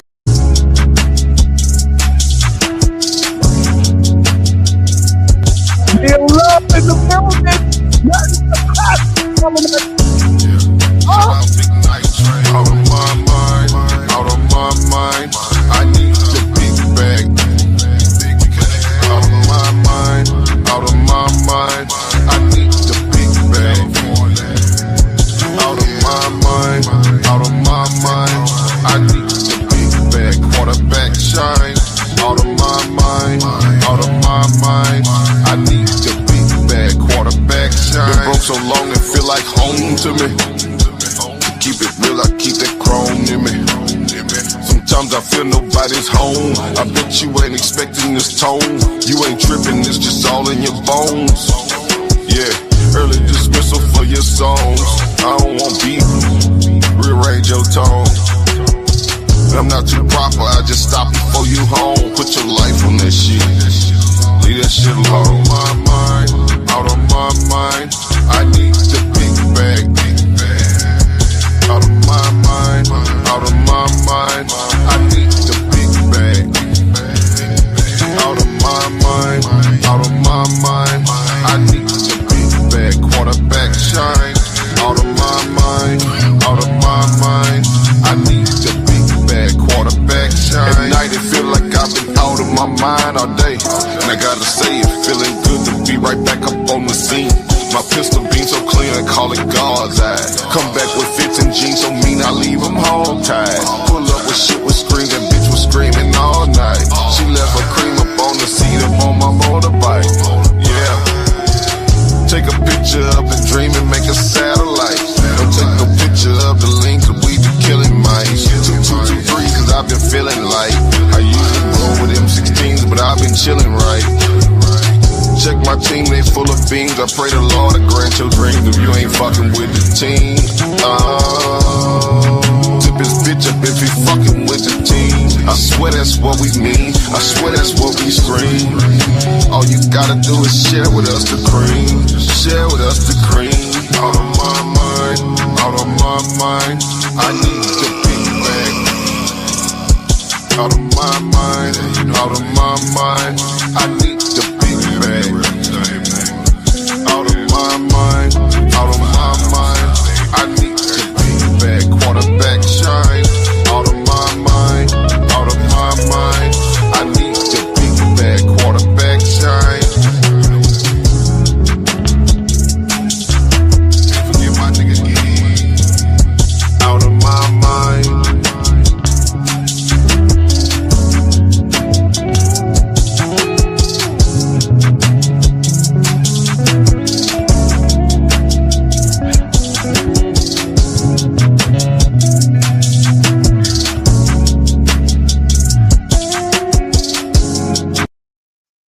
Yeah, that was for Neil Love, man. I had to shout that brother out for Oh the man, great work he put in, man. I like some of these songs I ain't heard in a while, and I know I forget. You know what I'm saying? Yeah, I like, got them locked we and go way loaded. back. You know that. I got them all locked and loaded. Yeah, we locked in. So you, I appreciate all of them. I just got one more thing to say. Oh, wait. Hold on, pause. On that new Smoke City, this the sister that's on the beginning. This Sister Light. That's who on the beginning of the song. Okay. That's who on that Smoke that's City right there. Oh, That's no, who we it don't is. fuck with that. We don't mess with that. You know we don't do upstate New York, Netta. We from I hear home. you. We don't do Yeah, that. that's right. That's right. But I just want to say, if you like part 2, wait for part 3. Oh man. Oh man. Yeah. Toughest environment, Smoke City. Hey, that is great. Wow, I love it. We need to get an HOK debate coliseum from you. I hate to keep on putting in orders like that, but when you're the best, you know, you get pressed. So that's how it is. That's how it is, Neil. Thank you so much for that wonderful music. Sonetter, speaking of the Sister Light, I was gonna say, Sister Ivory, the Sister Light here, and a few other sisters, we're going to be doing some shows coming up when we can all get our schedules together, which I hope tomorrow. Just talking about, you know, the things that we usually talk about in the community.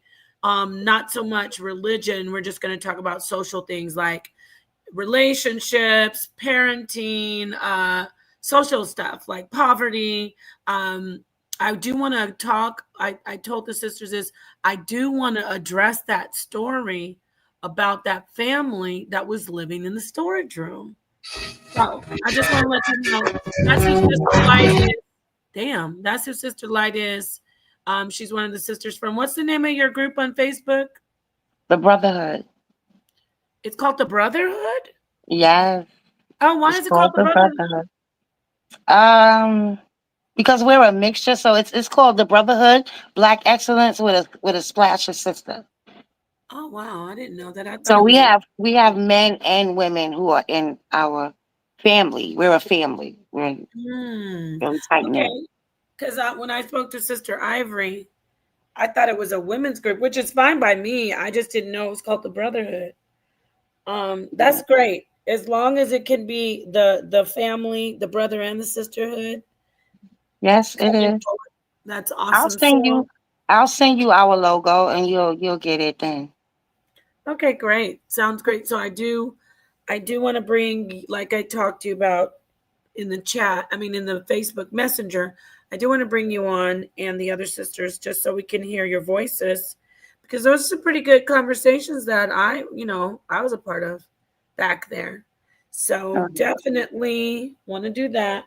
I think we need to go ahead and close out. What do you think, Neil? It's pretty late for the people. I appreciate you staying late. And so since you are co-hosting, I'm gonna let you go ahead and get that going. Start the closeout, All right, well, it's the one and only. Never no phoning, never no carbon copies. Just representing for the HOK Coliseum, the toughest environment to be in. That's where we're at with Sister Light and everybody else. Sister Ivory, Touche, aka Touche. Shout out to Napah Shadah and the whole HOK family. Steve, thank you for coming out. And yeah, I'm out. Anybody else got some words? Go ahead. Thank you, Neil. Let's move I appreciate around. all of y'all. All right. Sinetta, nice meeting you, man. I've been watching you forever, man. I'm in the big leagues. Thank you, brother. And one more thing, Steve. You don't only have to debate. Like I said to Brother Neil, put together a presentation and you can show that as well. But I got to debate Silky first, and then I'll do a presentation. Yeah, that's how you do it. All right. Peace, brother. All right, peace. All right. All right, and let's see, Ivory, can you hear us? You wanted to go ahead and just do your outro so we can close out? Ivory, are you there? Yes, I'm here. Good night, everyone. Thank everyone for tuning in. Shout out to the panel. And yeah, we out. All right, thank you. What about you, Sister Light? Do you have any words? Yes, thank you for giving me this opportunity, Sister Irene, Napah, Anita, Neo, everybody. You have a great evening in Napah. I'll see you tomorrow. Yes, we will see more of all of you. It's great. This is and I want to say shout out to Sister Niambi. I see you in the chat showing love. I just want to salute because I noticed it. Go ahead, great. Napah. And everybody in the chat loves you. We got H. Millette in there praising your music. We got I love y'all too. Like I love all of y'all for the support. Like I'm a humble artist. I'm not no famous superstar, but I need to be. Yes, Lady G, and it's happening. It's happening slowly but surely. So I appreciate your work. I appreciate everybody coming through. We will try to do something tomorrow. I know everybody has schedules that they have to stick with as far as, in their offline lives. But for now, I want to say peace to the HOK family. We are over here in the toughest environment, HOK Coliseum, Debate Coliseum. And like I said, we brought on some TITANIC debaters of the InfoWarriors. Don't play. This is great. I can't wait. That's right. So should we do one more closeout song? Well, and y'all see yours way out? I think I should do one more closeout song. Neo, let me see. Do we have any other songs by you on here? It could be a Neo. Let me just do this one again. The toughest environment. I love it. All right. Unless you want me to play the new one. I'm gonna let you new one. I think the new one. Sister Light on there. She in the building in celebration of that. That's what I'm doing. Say less. All right. Peace to the family. Peace to the darkest minds of the light. See you tomorrow. That's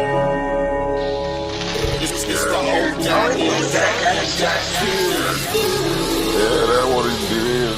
And messed up. Like, he saved from up there where y'all at. He saved from New York. Well, upstate. Upstate New York? Nah, we don't claim that. Screaming at the top of your lungs don't make you that guy. Try to watch my style and replay it, don't make you fly. Don't take a break, cause the fake like the snake. When the big dog away, all they do is clout chase. When I enter the room, all they do is bout face. Put them lions on my back, then ball with the minister. Side put me on there, everybody wanna mimic you. Yeah, I thought I told you we the toughest here. We be on the scene, niggas screen our shit. We the toughest you done seen, we the big boy clique. If he really want smoke, I pull up with him. Toughest environment, smoke city. I can tell by your energy, you ain't really woke. He showed up to debate, but he choked. No money in his pocket, boy broke. Shit, the only thing he can teach is hope. Kill a spider, drown a fish, stomp a rose, do something. But don't come on side net with the stunt. Everybody over here getting money. Touche hit me up, told me go and run it. Guess I'm Carl Lewis. You looking dumb foolish. Nigga way upstate making soft music. Boy, this the toughest environment, show you how to do it. Mr. Toughest environment, show you how to do it.